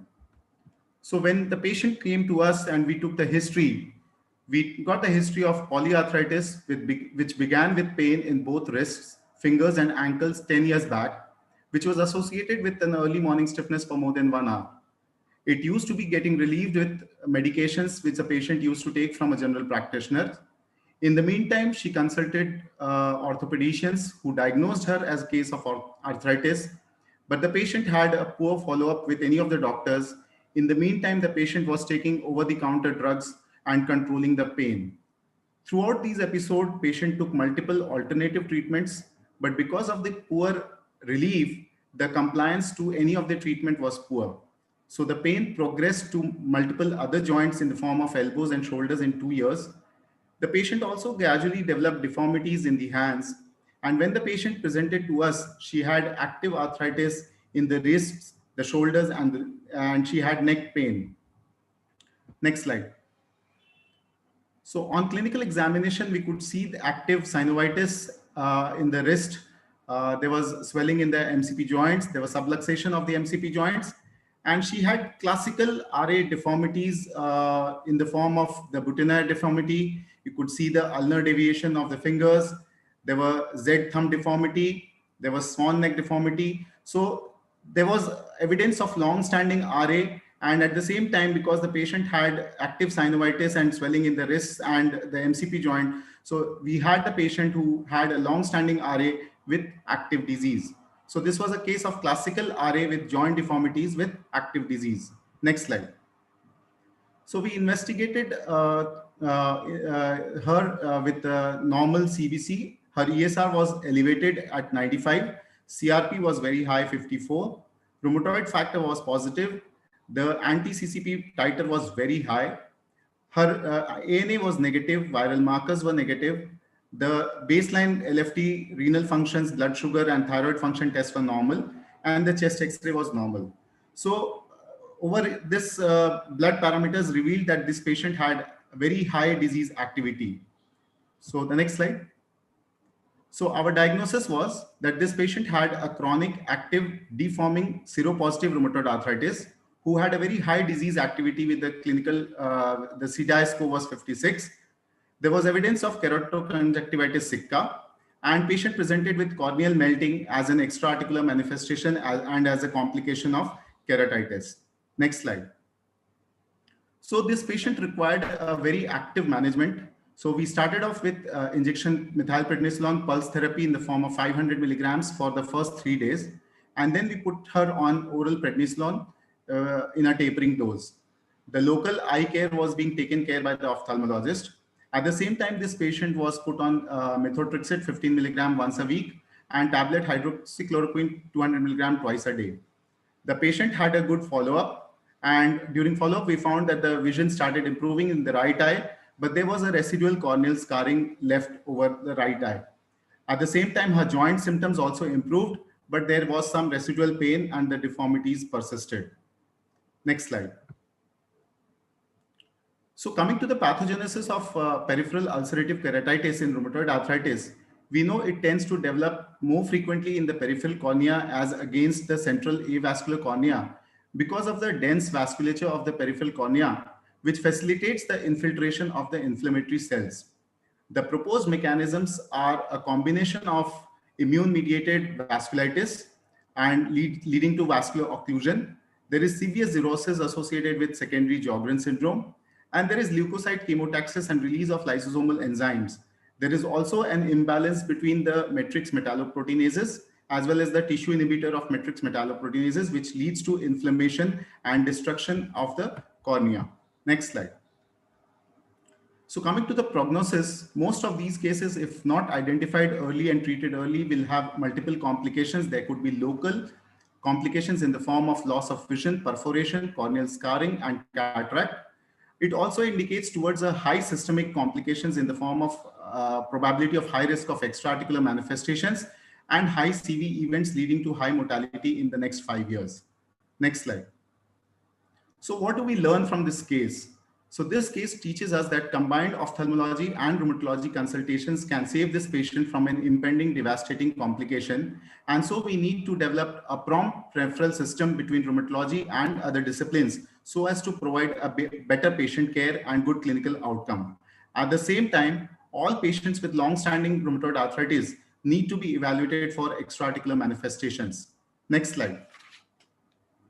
And what else do we need to explore? We need to study more into the corneal and ocular immunology, and so that we can use more judiciously the available molecules for the treatment.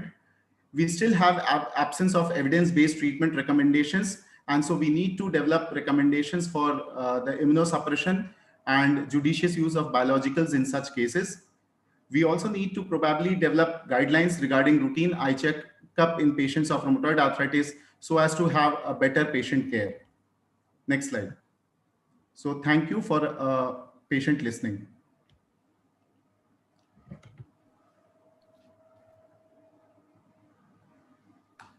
Good afternoon, everyone. Thank you, Team WRF, for giving me this wonderful opportunity. Today, I'm going to talk about a very unusual complication of rheumatoid arthritis. Let us see how it progresses.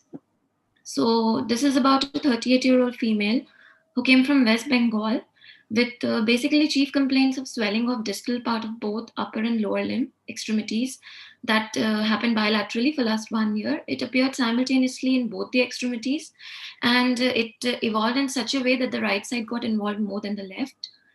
Gradually progressive, and it did not have much diurnal variation. Coming to the negative history, she did not report any fever, any redness or pain over the affected area. She did not have any facial puffiness, any nocturia or frothyuria to explain her swelling. No shortness of breath, no abdominal distension alongside, or no history of any recurrent diarrhea. But she had a very significant and dramatic past history. She had polyarthritis for the last 16 years, which typically involved small joints symmetrically on both the sides. She had typical early morning stiffness for 2 hours, and for the last 5 years, she had developed small joint deformities, which rendered her incapable of doing routine activities. But she had never seen a rheumatologist before, and she was only taking alternative medicines without much relief and painkillers side by side. Other than that, there was no other significant medical history. Coming to the clinical examination, as we can see in the pictures please.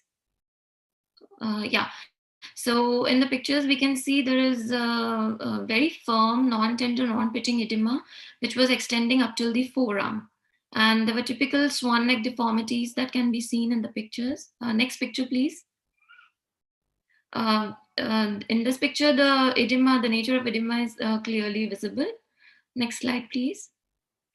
There were similar findings in the lower limb. We can see some form of deformities and subluxations involved. She had a tender joint count of 6, and the swollen joint count, although a little difficult to ascertain, was around 10. There was no lymphadenopathy anywhere, inguinal, axillary, or otherwise. There were no skin changes, and rest of the systemic examination was normal. Next slide. So to summarize, she was a 30-year-old female with untreated inflammatory polyarthritis for 16 years. She was on alternative medicines and had now had fixed joint deformities for the last 5 years, and now came with chronic peripheral edema, which was gradually progressive and involving the right side more than the left. Next slide, please. At this stage, we had a few differential diagnoses in mind. The first one was obviously untreated hypothyroidism with florid mixed edema. In a country like India, filariasis was obviously not forgotten. Underlying malignancy, especially lymphoma or some kind of myeloma, which was presenting like this.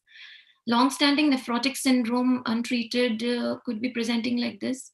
Another likely diagnosis was lymphedema that was secondary to inflammatory arthritis or underlying connective tissue disease in her case. Another, a bit of a rare diagnosis, IgG4 related disease mediated lymphangitis. And lastly, in the background of untreated rheumatoid arthritis for so long, we also thought of secondary amyloidosis being presented in this way. Coming to investigations, she was found to have normocytic normochromic anemia, 8.7 grams hemoglobin, a very high ESR of 123 millimeters. She had a raised globulin count of 4.6, although her albumin was fairly on the normal side. Very high alkaline phosphatase levels. Surprisingly, she had rheumatoid factor and anti-CCP negative in spite of having typical features. As the diagnosis of rheumatoid arthritis was most likely, the DAS28 ESR was calculated and was found to be very high, 6.61. We did a routine urine and it had trace proteinuria, nothing much. So we didn't go ahead with the quantification. Thyroid function and IgG4 levels were found to be normal. We went ahead with a serum protein electrophoresis, which showed polyclonal increase in the globulin levels. And lastly, we did a filaria antigen, which was found to be negative. Next slide, please. This is an X-ray of the hand, which shows gross subcutaneous edema. Also, there is evidence of juxta-articular osteopenia, and on a closer look, it will also show some erosions here and there, and with some carpal crowding. Next slide, please. We went ahead with the imaging and radiology in this patient. An X-ray chest was done along with ultrasound abdomen, which was found to be normal. There was no organomegaly or any lymphadenopathy.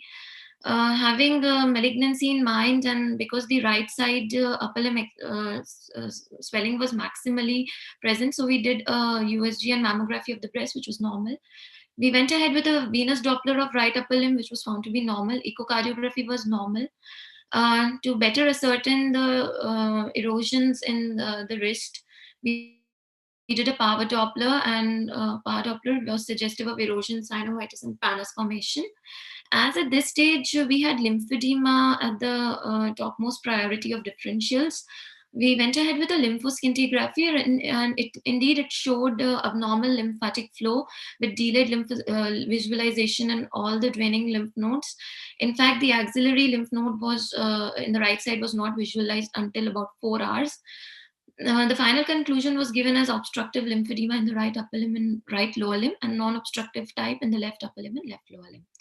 At this stage, we try to ascertain the cause of lymphedema.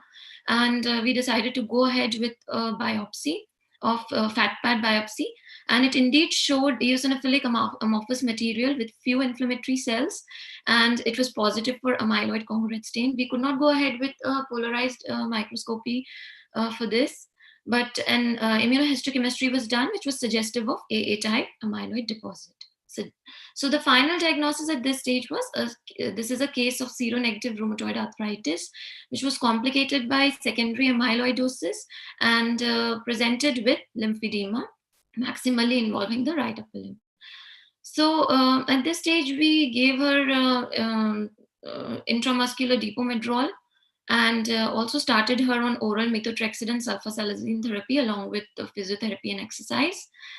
After 2 months of follow-up, her DAS28 had reduced, but it was still having moderate disease activity. But unfortunately, there was no resolution of edema, which was quite expected given her nature of edema was quite firm and non-tender. But because her edema did not resolve, she was eventually lost to follow-up. She had a very short follow-up. Next slide, please. So this gives me an opportunity to discuss about lymphedema. Lymphedema is a very rare extra-articular manifestation. It is mostly reported in, it has been reported in RA, also in cases of psoriatic arthritis, Angst-Bond, and systemic sclerosis. It could be either due to lymphatic formation excess or obstruction to the lymph flow. Next point, please. There are a few plausible causes that has been mentioned in the literature. One is chronic lymphangitis, which is a part of the inflammatory process and extending to involve the lymphatic vessels. Lymphatic blockage has been cited as a cause in a few studies due to fibrin and its degradation product. In fact, there is a case series in which fibrin degradation product has been found to be raised in such patients. Immobility, which can cause functional lymphatic flow. Surprisingly, it has been mentioned that there is no correlation with rheumatoid factor or anti-CCP in developing this sort of presentation. Next slide, please. Which also gives me an opportunity to discuss the incidence of secondary amyloidosis in RA patient. The prevalence is quite varied. It varies from as little as 5% to as much as 78% in different case series. There is an Indian study from SGPGI which had showed that 1/4 patients evaluated with abdominal fat pad biopsy had shown clinical disease in the form of either renal or gastrointestinal. There has been poor prognostic markers, which is mean duration of the disease, the extent of deposits, which can be graded, the extent of deposits in the fatty tissue. Renal dysfunction at presentation is a very poor prognostic marker in such cases, and disease that has been untreated for a very, very long time. In a cohort of Japanese patients, it has been found that serum amyloid A 1.3 allele has been found to be a poor prognostic factor. Treatment I will discuss in the next slide. So to outline the treatment of chronic lymphedema, aggressive disease control that goes without saying. Then decongestive lymphatic therapy, which has 4 cornerstones. One is skin care, the other is manual lymphatic drainage, and then using short, stretchy, elastic bandages, we provide compression to the patient, and specific physiotherapy and exercise. It has been seen that usually it responds very poorly to treatment, although there has been some individual cases which showed good response with etanercept. And although there was one case in which tocilizumab was found to increase the lymphedema. Coming to amyloidosis secondary to RA, even after the development of amyloidosis, biologics was found to work very well, especially etanercept, rituximab, and adalimumab. In patients who have had a renal manifestation of amyloidosis, immunomodulatory agents such as cyclophosphamide has found to be working well. That brings me to my final slide, in which we have a few points to think about. Which patients of inflammatory arthritis, specifically rheumatoid arthritis, to be screened for secondary amyloidosis? will early aggressive management lead to better outcomes in patients, especially with amyloid? Although it has been seen that after using biologics for so many years, we have found a reduction in the levels of amyloidosis seen. And a very important point about relevance of subclinical amyloid deposits. There has been case series which has shown that in about 70% of cases, subclinical amyloid deposits does not develop into clinical amyloid. So with that, I would like to end my case. Thank you so much. Thank you for the opportunity. Thank you.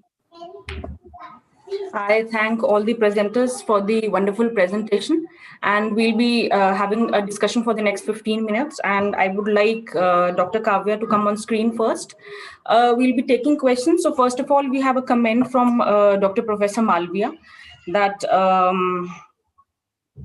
okay, so the risk of having leukopenia is obviously, as we know, more with the number of DMARDs, conventional DMARDs that we combine, and the risk is significantly increased if we combine methotrexate and leflunomide. So we have another comment that why leflunomide was used again and again in view of leukopenia.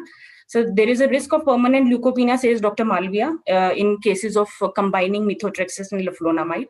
And also he has a comment whether iguratimod could have been added. We have a similar question from Dr. Ankur also, whether iguratimod is worth trying in these cases. So yes, iguratimod has come up as something between the conventional DMARDs and biologics, and though it has been approved by APLAR and not yet by EULAR and ACR recommendations, we still do not have any place for iguratimod. But yes, I think it would be worth trying in case that we have a very high risk of the patient is still not being planned on biologics and is not tolerating or inadequately responding to conventional DMARDs. But we have still a little time to go, I think, before we have a more substantial data on iguratimod. But though, yes, it has been shown to have significantly reduced inflammatory markers, synovitis, and give significant amount of relief. Then again, we have a question from Dr. Dharmanand. Will PET-CT be useful for subclinical vessel involvement in persistently raised inflammatory markers? So I think, sir, that PET-CT would be going a little overboard, because I think ultrasound of power Doppler, ultrasound of joints would give us a very good idea about having subclinical synovitis and inflammation inside the joints. And while doing the ultrasound, when we see that there is, we can pick up signals in the vessels, we can look out for erosions, we can look out for synovitis. So that gives, and it has been shown in various studies that ultrasonographic evidence of synovitis, of subclinical inflammation, actually correlates very well with the subclinical inflammation and disease activity. So I think, I don't know how cost effective doing a PET-CT would be. And I think at this point of time, ultrasound would be actually a very good modality to go for that. Then we have a question from Dr. Bimlesh that will bone marrow biopsy be helpful in such cases of leukopenia? So I think, sir, bone marrow biopsy was done in this case and it was not conclusive. Yes, in patients of rheumatoid arthritis, in which you have persistent leukopenia, myelodysplastic syndromes are known to occur in patients of rheumatoid arthritis. So I think bone marrow biopsy would be a good modality in patients having persistent leukopenia to rule out something like myelodysplastic syndrome. But I think in this particular case, Dr. Kavya, I think you would agree that bone marrow biopsy was done and you had ruled out any kind of myelodysplastic evidence, right? It was done after 2 years of onset of leukopenia, but it was not showing any dysplastic changes and it is hypercellular.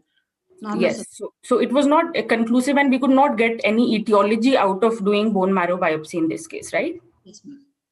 Okay, so we have another question from, okay, so this is a direct question to you, Dr. Kavya, from Dr. PSR Gupta. One is that what was the status of osteoporosis in your patient? And secondly, from Dr. Ramesh Joyce, what were the vitamin B12 levels? Because we know that low vitamin B12 levels can also lead to leukopenia. So correction of that probably could be a correctable cause.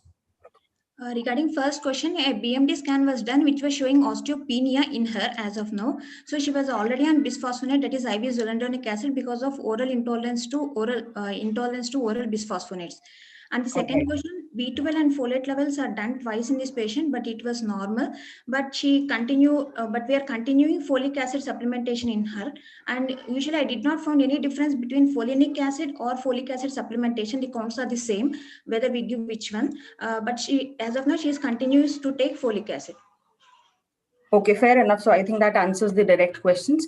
Now we have another question from Dr. Bharat, that how do we define difficult to treat rheumatoid arthritis? So I think Dr. Kavya discussed that when we define refractory rheumatoid arthritis, the terminology or the definition is still arbitrary. But usually what we say is that the patient is resistant to or is having inadequate response to multiple therapies which have different mechanism of actions. And usually till now, the definition we have is that one agent should be directed towards the cytokines, that is IL-6 or TNF, and the other agent should be directed to the cells, that is the B cells or the T cells. So one agent from both of these categories, the patient should have been refractory to, when we can label it as refractory RA, right? Okay, so we have a question from Dr. Chetan. Then I think this would be the last for you, Dr. Kavya, pertaining to your case. Was rituximab given in the proper interval or dosage? And what was the reason of failure of rituximab thereafter? So I think you gave the patient rituximab twice, and both of the times you had followed the RA regime. That is 2 grams were given, 1 gram 2 weeks apart. Right, and the patient had response to rituximab for the first 2 times, but the third time the patient did not have response following 4 months after the rituximab. Yes, ma'am. Right. So okay. So I think that yes. So a secondary failure to rituximab can actually be, though it has not been documented in rheumatoid arthritis per se, but there have been studies in lupus that anti-drug antibody formation, human anti-chimeric antibody formation in cases of patients who have been on rituximab can actually lead to reduced efficacy of rituximab, though this has not been proven in patients of rheumatoid arthritis. Around 4 to 10% patients of patients in RA who are receiving rituximab can have antibody formation. But in lupus, particularly in a series of, I think, 77 patients, it was shown that development of these anti-chimeric human antibodies has been shown to reduce the efficacy and rituximab levels in these patients. So this could probably, one of the reasons, be a reason for secondary loss to rituximab, right? So I think we'll come to Dr. Arun's case now. Okay, so Dr. Arun, all right, we have 2 questions from Dr. Sumit Singla. So Dr. Arun had presented basically a case of long-standing rheumatoid arthritis, untreated rheumatoid arthritis, with first presentation as corneal melt or peripheral ulcerative keratitis. So the first question from Dr. Sumit Singla is role of anti-CCP, high anti-CCP antibodies in keratoconjunctivitis sicca in rheumatoid arthritis patients. So I think, Dr. Sumit, we all know that high antibody levels of anti-CCP or rheumatoid factor are known to have extra articular manifestations in rheumatoid arthritis patients. These patients are definitely more prone to have keratoconjunctivitis sicca and hence develop secondary Sjogren syndrome. So I think that answers your first questions. Also, the second question is, I think, Dr. Arun, if you might want to take it, was any kind of infection ruled out in your case? Because we all know that there can be infectious causes of peripheral ulcerative keratitis. So could that be a cause of causing corneal melt in your patient? Yeah, thank you, ma'am. I had a telephonic discussion with the ophthalmologist who had sent this case to me, and he had clinically ruled out infection from his end. And it was after that he ruled out the infection that only we could think of starting the pulse methylprednisolone therapy for this patient. He had taken the washings of the cornea for examining under the light microscope, and he had ruled out any evidence of any bacterial or viral infections in this case. So it is very important to rule out infections as the first diagnosis in any case of peripheral ulcerative keratitis, because almost 40% of the cases are due to infections, even in autoimmune diseases. So before we start the therapy, especially the immunosuppressants, it is very, very important to rule out infections. Absolutely true. So I would agree with that. So, but then again, peripheral ulcerative keratitis, 50% of these patients will have some non-infectious causes. And out of this 50%, around 50% will again be having some kind of connective tissue disease. So that is a very important point. So, okay, fine. So I agree with that point that obviously infection would have been ruled out, because only then the ophthalmologist would have agreed on giving methylprednisolone pulse, right? Okay, so next question is from Dr. Samar, who says that what would be the role of IV cyclophosphamide? So I think when we talk of treatment in cases of peripheral ulcerative keratitis pertaining to rheumatoid arthritis patients, first of all, it is important to know that the treatment, there are no recommendations and guidelines, and the treatment depends on a lot of factors. How much is the severity of involvement, whether there is systemic vasculitis, whether there are features of systemic vasculitis or not. So also I would like to make this point that in around 50% of these patients who are presenting to you with peripheral ulcerative keratitis, this might be an onset of a systemic vasculitis. So you need to be very cautious. You need to have look out for other areas where vasculitis might be, actually impending vasculitis might be there. And when it comes to role of IV cyclophosphamide, I would say IV cyclophosphamide is obviously a very, very good drug for any kind of vasculitis. But in case that your patient has only limited vasculitis in eye, I would say methotrexate, azathioprine, and cyclosporin would be good enough. But in case that you have features of systemic vasculitis or renal involvement, or you see active urinary sediments, then I would say IV cyclophosphamide would be definitely a better option. So as I said, there are no recommendations and guidelines, and a lot depends on the I would say the safety profile of the drug, the extent of involvement of vasculitis, and then again, you have to look out for the other parameters. Then we have a question from Dr. Alok, who asks whether other extra articular manifestations were searched for in this. That is what we were discussing. So Dr. Arun, if you would like to answer whether other extra articular manifestations were searched in this case. Yes, ma'am. In the initial workup, we did a baseline chest X-ray to rule out any lung manifestations. We did a thorough clinical examination to look out for rheumatoid nodules in the skin, to look for vasculitic ulcers anywhere in the skin which the patient might have neglected. We did a baseline ECG and echo to rule out cardiovascular involvement, and that was found to be normal. Subsequently, after giving pulse methylprednisolone therapy, we also did a BMD of this patient, and we found that there was osteopenia, because that was our crux for deciding the therapy for the future. So except for osteopenia, we did not find any other extraarticular manifestation in this patient. The urine analysis was normal, and there was no active urinary sediments in this patient. And clinically, examination did not reveal any evidence of any neurological involvement also. All right. Thank you, Dr. Arun. So I think I would come over to Dr. Parul now, if she could come on the screen. So the first question is from Dr. Indrajit. What would have been the cause of raised ALP? So I think raised ALP in most of the cases of amyloidosis comes from liver. So occult involvement of liver or liver amyloidosis would be the most common, and I think the most obvious reason for raised ALP in such patients. But I think, as you mentioned, that the ultrasound of the abdomen was normal, the liver size was normal, right? Yes, that was there, but I still think it would be because of occult deposits in the liver, along which he had a very low vitamin D levels. So both combined would have resulted in the raised ALP. Although we didn't go ahead with a second biopsy because that was not deemed ethically correct at that point. Okay, great. So we have another question. Could RS3BE had been a possibility in such case? So I think because of the fact that the edema was non-pitting, this was not kept as a differential diagnosis. Is it so?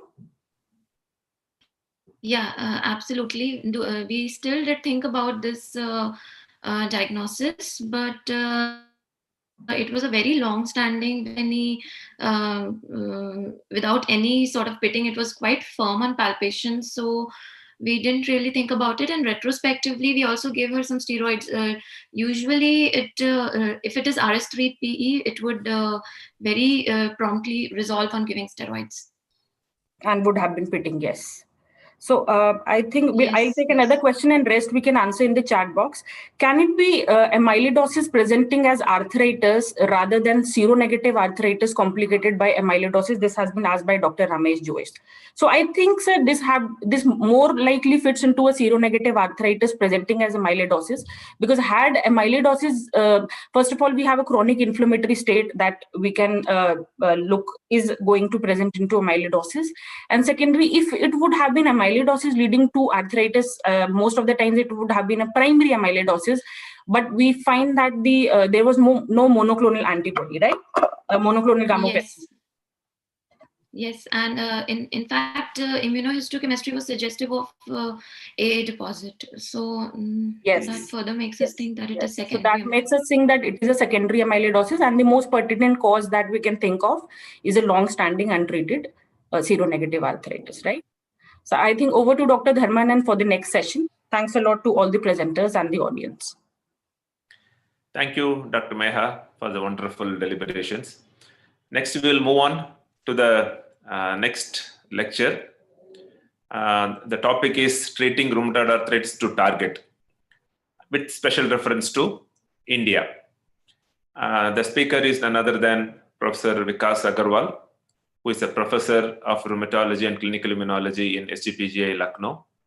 He is the editor of Indian Journal of Rheumatology, and we all know him as one of the excellent clinicians. He has special interest in spondyloarthritis, scleroderma, and drug resistance mechanisms. Over to you, Dr. Vikas.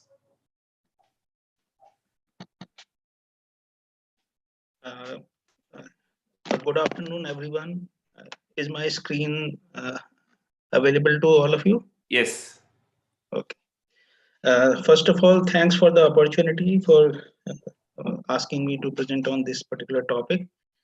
And so without wasting any time further, I'll just take back some of the young rheumatologists to the era of 90s, early 90s and late 90s, when the treatment of rheumatoid arthritis was principled on doing no harm because of the drug or the drug toxicities, and sequential monotherapy was the norm, and that too in a low dose, especially for methotrexate.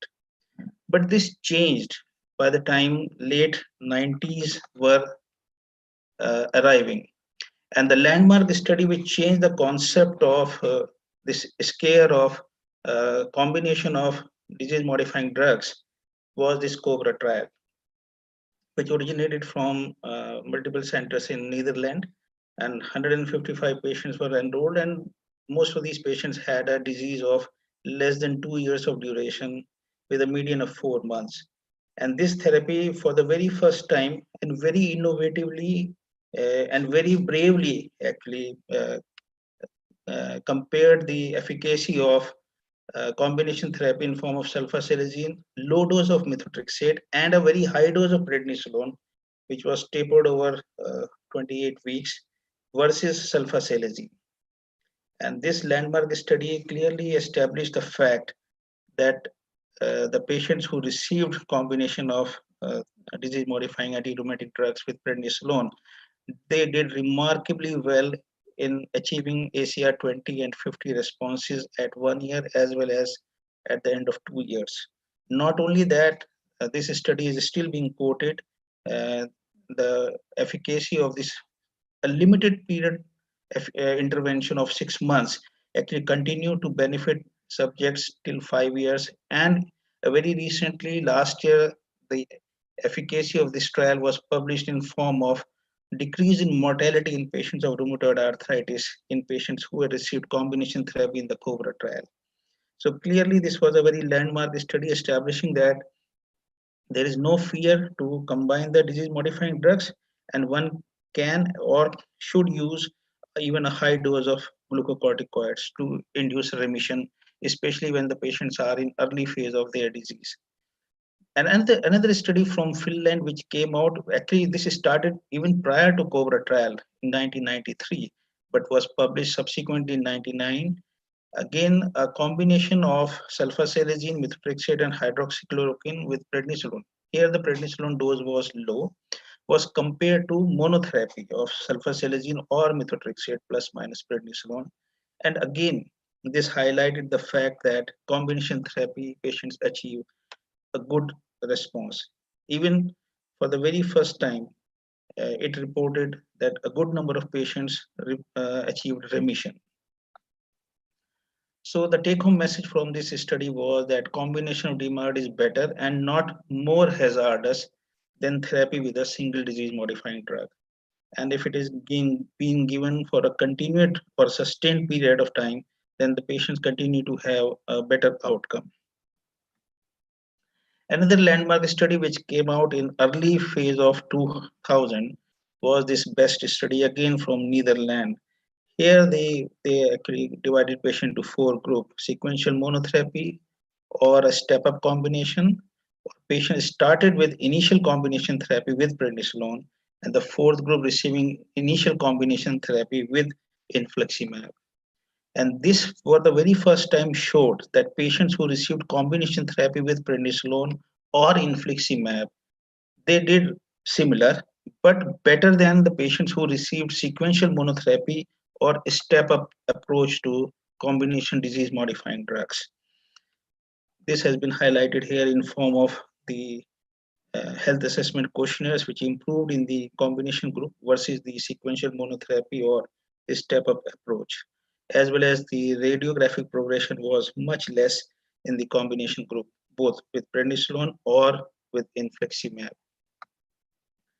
So there was this was the sort of the outcome of this study, that there is less radiographic damage after 1 year as compared to sequential monotherapy or step-up approach as compared to the combination therapy, either with prednisolone or infliximab. So actually the concept of treat to target is not new in medicine, and many chronic diseases like diabetes or cardiovascular diseases like hypertension or ischemic heart disease are following this for many decades. However, this concept was applied to rheumatology very late. And the very first time the recommendations of an international task force came into literature in 2010.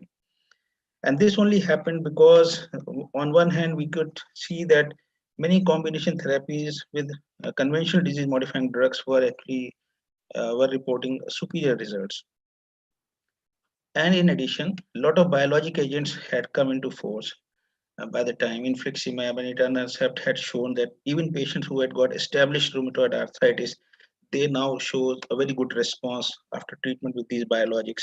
And also when these biologics were used earlier in the course of rheumatoid arthritis management, then the patients tend to have a good number of remission or near remissions.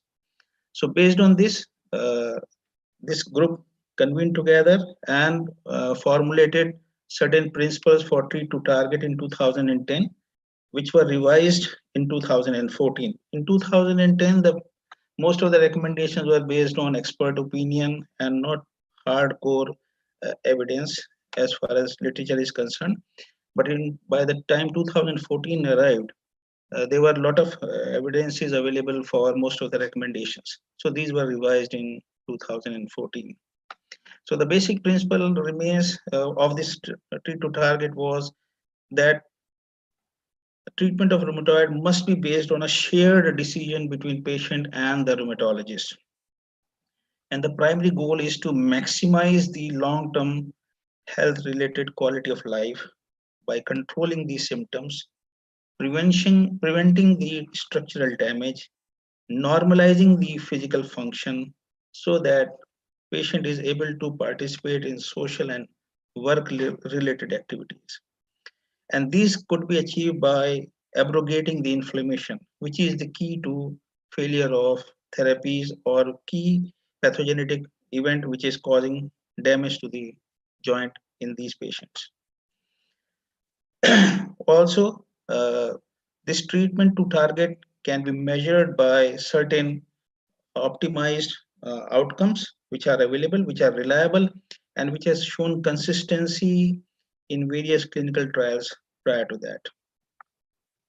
So the primary target of treatment of rheumatoid arthritis, as far as treatment to target recommendations are concerned, is to achieve a state of clinical remission. And this is based on a few studies, but I just taken one study where it was clearly shown that when the strategy to target remission was followed by a tight control in 126 patients versus the usual care group of patients, the patients who were given the tight control regime, they achieved remission in almost 55% of the cases as compared to 30% in the usual care. So clearly the strategy has worked. And also the DAS scores were lowered significantly early and persistently, those who had received regime as far as tight control is concerned. Why do we want to achieve remission actually? How is it going to benefit the patients? Because patients in remission, they do not show or show a very minimal radiographic damage progression. That is one thing. Other thing is that patients regain their physical function. There are less hospitalizations. There are less joint surgeries, lower mortality rates, and finally, in the long run, lower healthcare cost to the patient. The second recommendation of this international task force was to that the clinical remission should be defined as absence of signs and symptoms of significant inflammatory disease activity by reliable disease activity measurement scores. And this task force has recommended for these 4: clinical disease activity index, DAS, DAS28, or simplified disease activity index. But there are catch points to all this. DAS28 remission always does not mean remission. Still, patient may have significant disability if there is only a single joint, and that is an important functional joint which is being affected. May be classified as DAS28 remission. However, patient may continue to have significant disability because of that. But more or less, most of these disease activity measures have got a linear relationship between disease activities and impairment of physical function or damage progression. So if we can lower these any of these disease activity measures, the chances are that patients will improve clinically as well as functionally also. Also, it has been recommended in one of these recommendations that remission may not be possible for all the patients. So in certain subset of patients, even low disease activity is an acceptable alternative therapeutic goal, especially those who had either a long-standing disease or who have got a comorbid conditions, which do not allow to go for an stringent control of disease activity by the use of conventional or biologic disease-modifying anti-rheumatic drugs. Also, to follow a validated composite measure of disease activity, which should include a joint assessment for assessing the patient outcome and making decisions based on that. We all know that even a persistent swollen joint count means that patient is likely to have progression of joint damage, whereas tender joints, obviously they relate to the physical function and poor health assessment outcomes. The choice of composite measures of disease activity and the target can be influenced by comorbidities or other patient-related factors or drug-related risk, and these should be taken into consideration. For example, patients having cardiovascular diseases or chronic liver disease or renal diseases, we cannot use or target their sort of remission states or low disease activity based on all the equal composite measures scores. We need to personalize these composite measures of disease activity. But once we have decided about a disease activity measure, then it should be documented regularly. If patient has got a high disease activity, then it should be as frequently as monthly. Or if patient has got low disease activity, then based on choice of rheumatologist and the patient 3 to 6 monthly.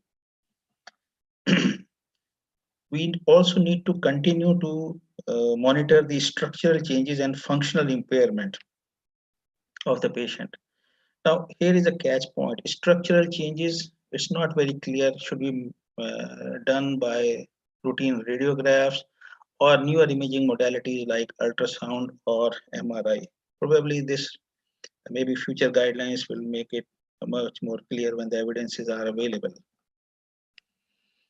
But one need to keep in mind that until the desired treatment target is reached, drug therapy should be adjusted almost at least every 3 monthly.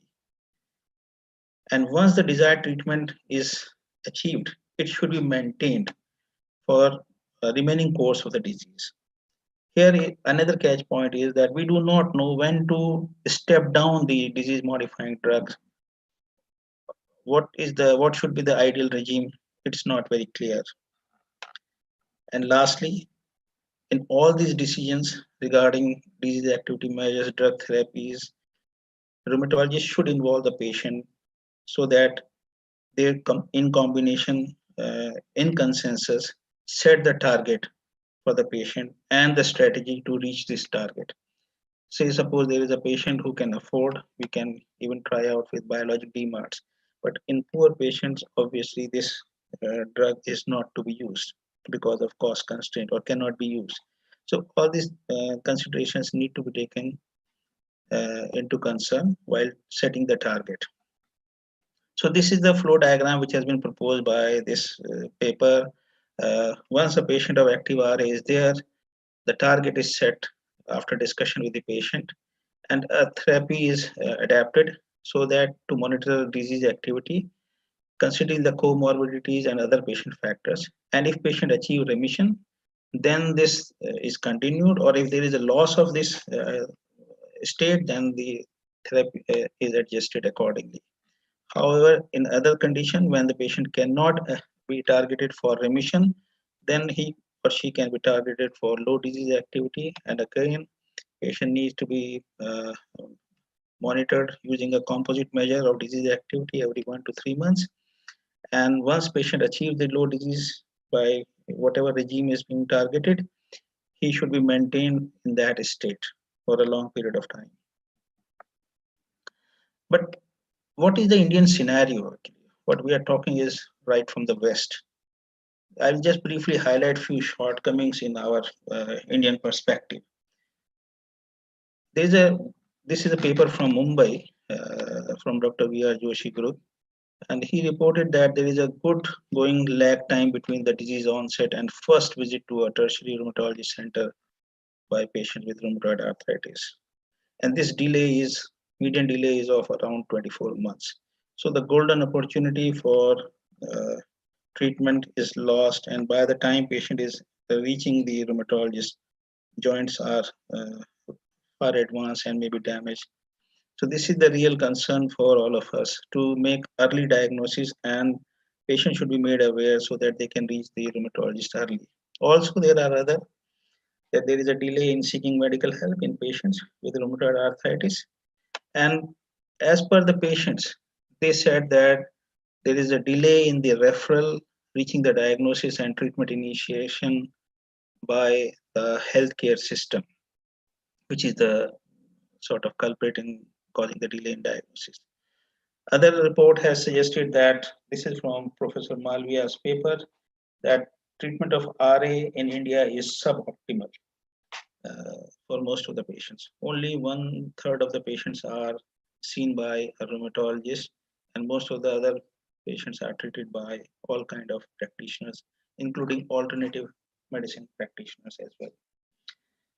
This is a small data which was coming from a survey during one of the APCON in 2018, and of 333 MD physicians, almost most of them felt there is a very inadequate rheumatology training at both undergraduate and postgraduate level.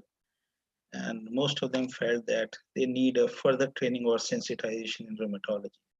And this report, which came out at the bottom in Deccan Times on October 20th, clearly shows that India has got only 800 rheumatologists as against the requirement of more than 20,000. So what is the context of treat to target in India? Well, the principles and the recommendations remain the same.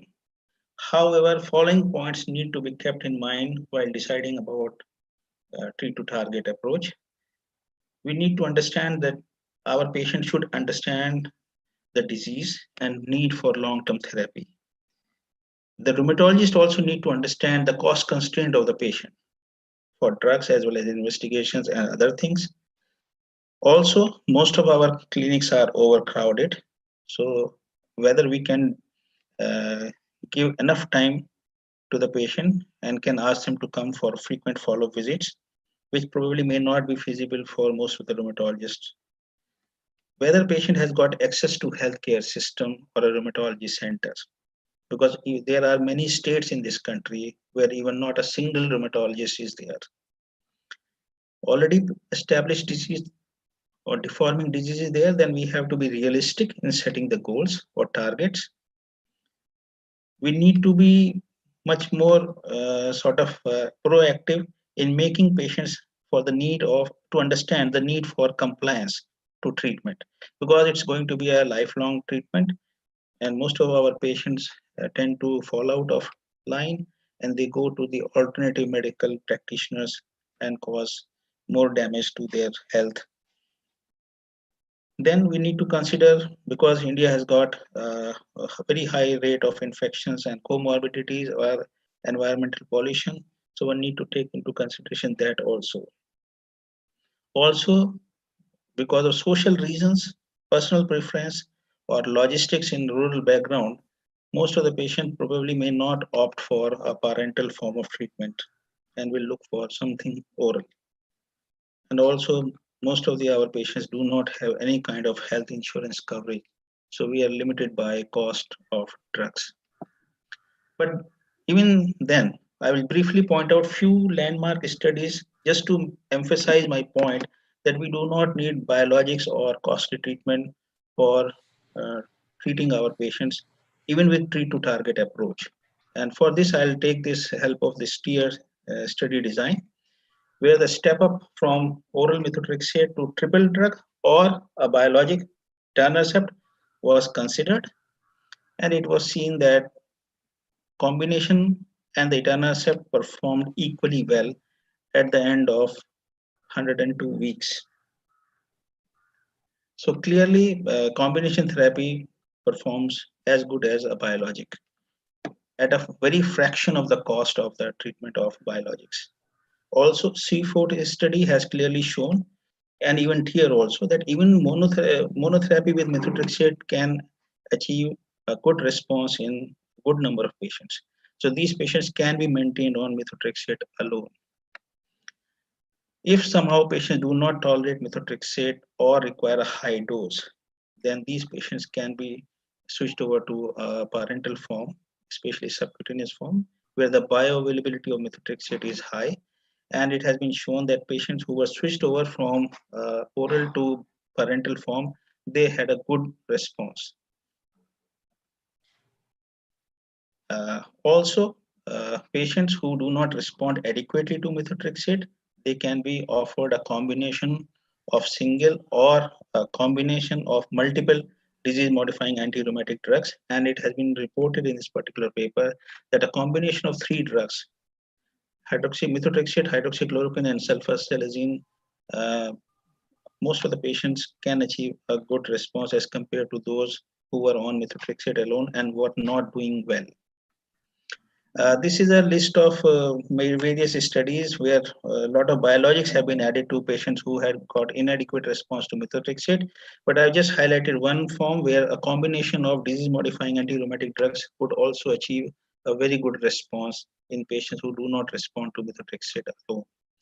RACAT study is again sort of a head-to-head trial of looking at patients who are inadequate responders to methotrexate, whether they should be given a combination of disease-modifying drugs or a biologic in form of etanercept. And it was seen that patients who received combination or biologic, they almost did equally well So there is no difference between a combination therapy versus a biologic added to methotrexate in patients who were inadequate responders to methotrexate. Not only clinical DAS score, but also the radiologic score were almost similar between the two groups at the end of 100 weeks. Similarly, SWIFT study has also clearly shown that patients who were inadequate responders to methotrexate, when they were given combination or they were added infliximab, they did almost similarly for 6 and 9 months. By 12 months, there was some efficacy of infliximab as compared to the conventional combination therapy. However, it was reported by this authors of this paper that probably it was due to loss of some patient in the combination group and in the infliximab group, which led to this difference. Otherwise, they felt more or less patients were doing similarly. Because I think we have to slowly wind up. Yeah, I'm just picking up pace. Same was true for the radiologic progression. And the TR study, as I had shown that there was no significant difference when the biologic was added versus the combination of conventional synthetic disease modifying drugs. And also there was not much difference in the radiologic progression between the two groups. This is a table which I have taken from one of the article showing that most of the time combination conventional synthetic disease modifying drugs were doing equally well as the biologics.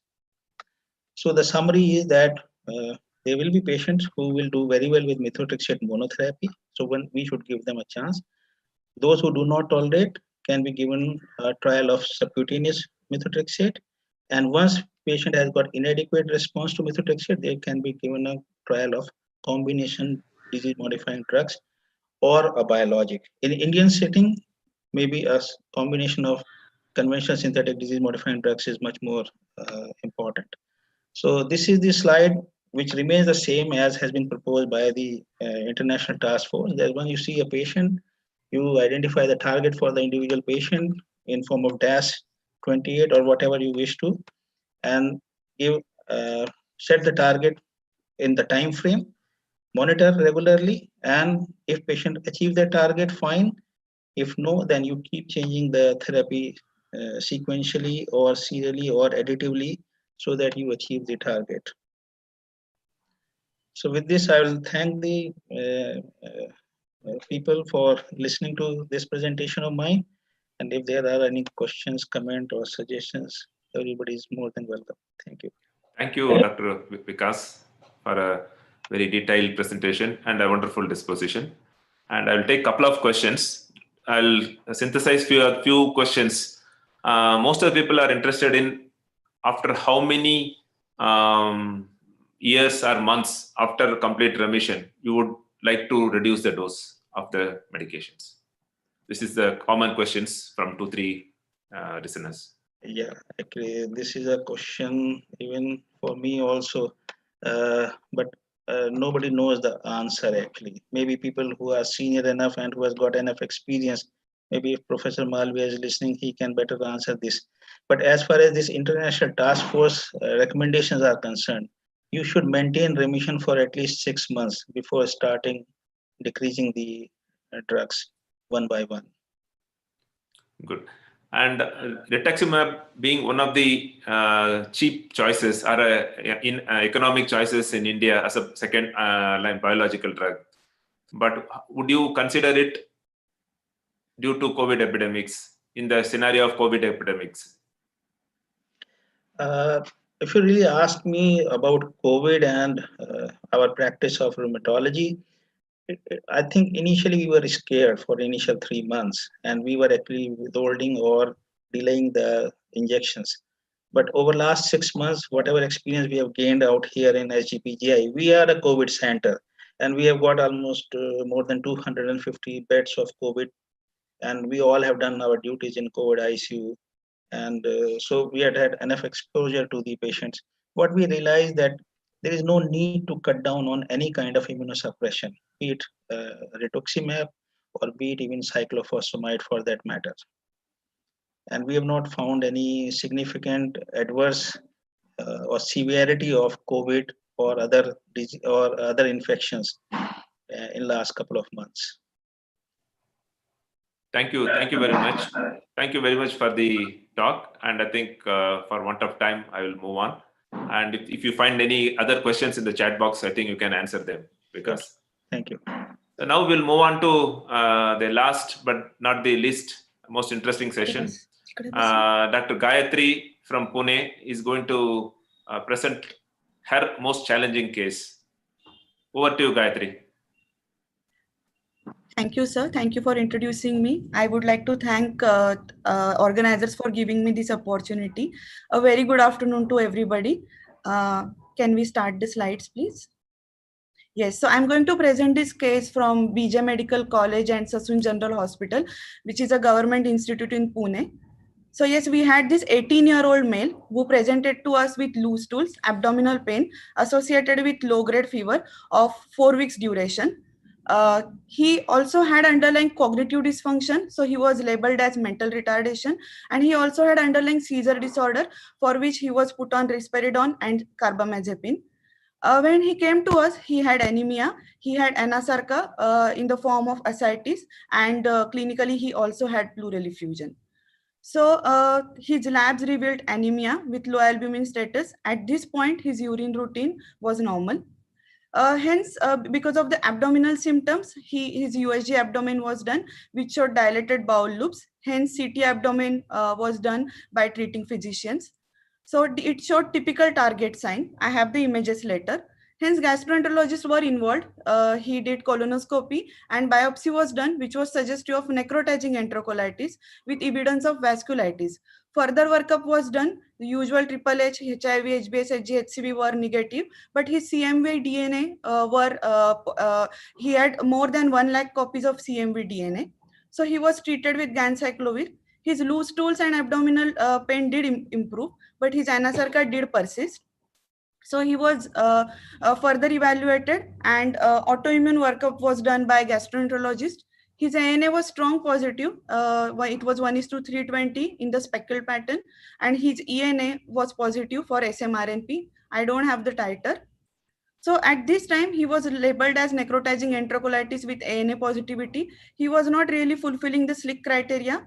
Hence, rheumatologists were involved and he was given trial of steroids. He did improve. There was improvement in hematological parameters and his serositis. Next slide, please.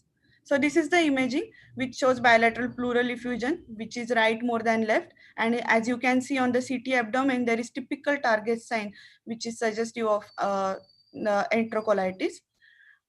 So next slide, please. Okay. So he was lost to follow and his steroids were stopped. But a poor man came to us with worsening of symptoms after 4 weeks. He had increased anasarca. He landed in pancytopenia. At this point, his urine routine showed 3+ albumin with 15 to 20 RBCs per high power field. His 24 hours urine for protein showed 5 grams. His complements were very low. Because he had underlying seizure disorder also, at this point, his MRI brain was done, which showed multiple white matter hyperintensities. Hence, we did go ahead with renal biopsy, which showed class 4 lupus nephritis with activity index of 7. So, of course, now we don't have any doubt about the diagnosis. So, he had neuropsychiatric manifestations with class 4 lupus nephritis. He had hematological involvement, ANA, ENA being positive, and he had low complements. So at this point, he was treated as SLE major organ with the NIH protocol. So far he has received 5 cycles of cyclophosphamide. He is doing well so far, but in between 2 cycles of cyclophosphamide were delayed because of 2 admissions for respiratory tract infections. Next slide, please. So, okay, so these were his investigations. So during SLE activity, he had anemia, leukopenia, thrombocytopenia. As you can see, his creatinine was deranged. His albumin was quite low. Urine routine had 3+ albumin and numerous RBCs. However, after 3 doses of cyclophosphamide by NIH protocol, and of course with steroids, his HB, WBC count, platelet, everything improved. He had lowish albumin, but it also did improve. His urine routine was almost normal after 3 doses of cyclophosphamide. Next slide, please. Okay, so why did we have delay in the diagnosis? We had a young male who had multi-system involvement. So was CMV enterocolitis the reason? Or as in multiple sclerosis, his organ involvement was in time and space? Or was it a male gender? So he was not really paid attention to. His earlier presentation was anemia, cirrhosis, his ANA and SMRNP were positive. He had CMV enterocolitis. However, later when his steroids were stopped, he had typical SLE. He had pancytopenia, cirrhosis, very low complements, and new onset renal and neurological involvement. Next slide, please. So to summarize, we have 17 years old male who had necrotizing CMV enterocolitis, which did respond to ganciclovir. Also, later had SLE with major organ involvement, which had good response to steroids and cyclophosphamides. But in between, he had recurrent lower respiratory tract infections and admissions. So next slide, sorry. So were we dealing with some kind of primary immunodeficiency associated with SLE? So we had some features for like recurrent and atypical deep-seated infections. His complements were very low and he had lupus nephritis and glomerulonephritis. However, his age was against. His cytopenias did respond to steroids and cyclophosphamides itself. And there we did not give any IVIG, still he had a good response. Next slide. So yes, did infection precipitate SLE or SLE led to necrotizing enterocolitis? So yes, as we all know that few complement, especially the initiator complement like C1q deficiency can lead to SLE. Then there are other complement deficiencies like C2, C4 can lead to SLE, typically associated with recurrent infection. So that could be one of the reasons, or CMV itself can lead to SLE flare, or it can actually lead to formation of new onset SLE, or it can precipitate SLE in pre-lupus or in those who have just antibodies, or in those who SLE could be indolent. So these two could be the causes for his disease. Next slide, please. So why did I present this case? Because SLE enteritis is a very rare complication and we really have to look for it. The diagnosis is based typically on CT findings. It is typically steroid responsive with an overall excellent prognosis if treated earlier. However, our patient presented with necrotizing enterocolitis, which probably led to delay in the diagnosis of SLE. And necrotizing enterocolitis is immunocompetent, and even in SLE patient is not really heard of. I got very few case reports. Hence, this case warrants a discussion. There is a possible role of IVIG in a recurrent deep-seated infections in SLE, especially in complement deficiencies. Next slide. So I would like to thank the team BJ Medical College. I would like to thank Professor Dr. S.S. Angle ma'am, head, Dr. Sanat Phatak and Dr. Prasad for their valuable inputs. Thank you. Thank you, Dr. Gayatri, for a very, very interesting and challenging case. I think I have a couple of queries to you. Yes. Did the boy was found to have mental retardation and seizures since childhood, or is it of a recent onset? So he actually was told to have, he was 17 years and his mother told us that since 12 years of age, he was, he actually had mental retardation because they come from lower socioeconomic background. He was not really paid attention to, I think, but that's what his mother told us. So that makes it a less likely cause of due to lupus. Would you agree with that? Would you attribute this? Sir, it could be.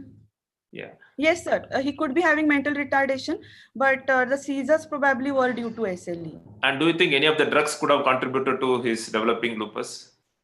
Risperidone. So far, is there any data on risperidone and carbamazepine?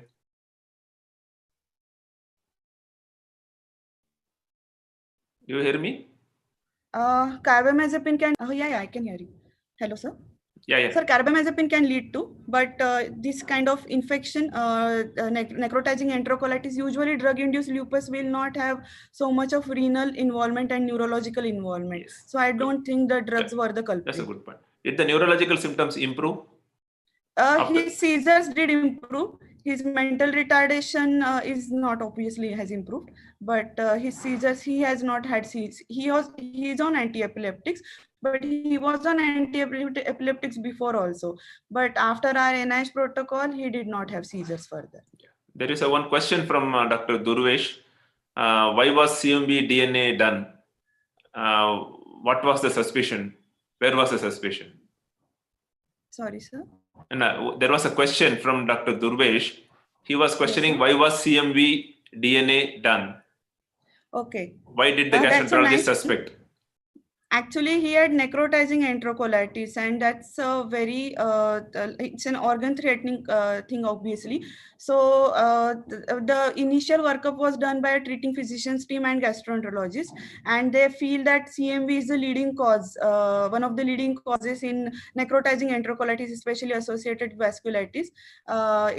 So probably, and he had low albumin, he had loose stools, so he had a lot of gastroenterological involvement clinically as well. That's why CMV was done. Good. And same, one more question. Did you do a pleural or ascitic fluid tap? What's the question? Ascitic fluid was sterile, pleural fluid was sterile. The workup for Cox was also done. It was just recent onset, but still everything was done. His ADA was normal, and but pleural fluid was exudative, but it did respond to steroids itself. He was given broad spectrum antibiotics, but all the workup for Cox, including MON2, was negative. Yeah, so it's a wonderful case, and this is the usual case, a complex lupus patients we see in our clinic. I think Yes, he is a male known to have seizure disorders and mental retardation, presenting with CMV enterocolitis and probably smoldering lupus at that time. And it was not probably the treatment of enterocolitis took precedence over diagnosis of lupus at that time. Yes, and probably the CMV infection might have precipitated a lupus flare or aggravated the underlying smoldering lupus. So he has responded very well to cyclophosphamide therapy. So it's a not a typical case, but this kind of patients keeps our specialty interesting, and keeps us always on the toe, and forces us to remain physicians. Yes, sir. That's the thing. Thank you very much, Dr. Gayatri, for the wonderful talk and the presentation. Thank you, sir. And my sincere thanks to all the organizers for making this WRF forum a fantastic first day today. And I hand over the mic to Dr. Ajit, who is the organizing secretary, for his vote of thanks. Thank you, sir. Thank you very much. A very good afternoon to all. We were very eagerly looking forward to welcome you all to Pune, with all set for WRF Summit 2020 on March 28th. The unprecedented COVID pandemic had something else in store. However, the show has to go on and learning must continue. And indeed, today it was a very fantastic session one. And I have to thank many for this. First of all, I would like to thank all those delegates, almost more than 1,000 delegates who have registered for today's session, because for making our efforts worthwhile. The program is also running on another platform known as Rheuma TV. It is an initiative of Sancheti Hospital. And I would like to thank Mr. Rahul Chobe and Dr. Ashok Sham for the support.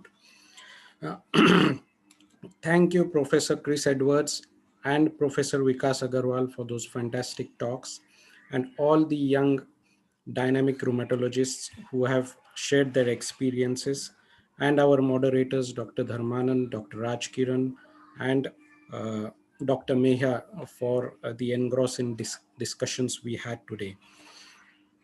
We are grateful to our patrons, Dr. V.R. Joshi and Dr. Mahendra Nath, for inspiring and motivating us. I would like to thank Dr. Arvind Chopra, who is our organizing chairman, for being a guiding force and for all the support from him. I thank the office bearers of MRA, Professor Shashikala Sangle, HOD Medicine, Department of Medicine at BJ Medical College, Dr. Parag Sancheti, Chairman, Sancheti Hospital, PASIG, and Focus Arthritis Foundation for associating with us. Thank you To all my colleague rheumatologists from Pune, Mumbai, and rest of Maharashtra for the good wishes and all the help you have provided. I have to thank Scientific Chair Dr. Vinod Ravindran, Dr. Mohit Goel, Dr. Akshat Pandey for their dedication and the meticulous planning. I thank Dr. Indrajit Agarwal, Dr. Bimlesh Pandey for the initiative and the insights without whom the program would not have been possible, and all those who have assisted us in organizing this event. Finally, I thank our knowledge partners, IPCA Laboratories, for their help and tech support, especially Mr. Amit and Mr. Viraj. Before I conclude, there are two announcements I have to make. The first one is for all the delegates who have been listening from the platform for whatever website, there is a tab that has appeared after 12:30 that is for downloading the e-certificates, and this tab is only available for 1 day. So I would request all to download the e-certificates today itself, and please join us for the day 2 of WRF webinar in 2 weeks time on December 20. Thank you. Namaste.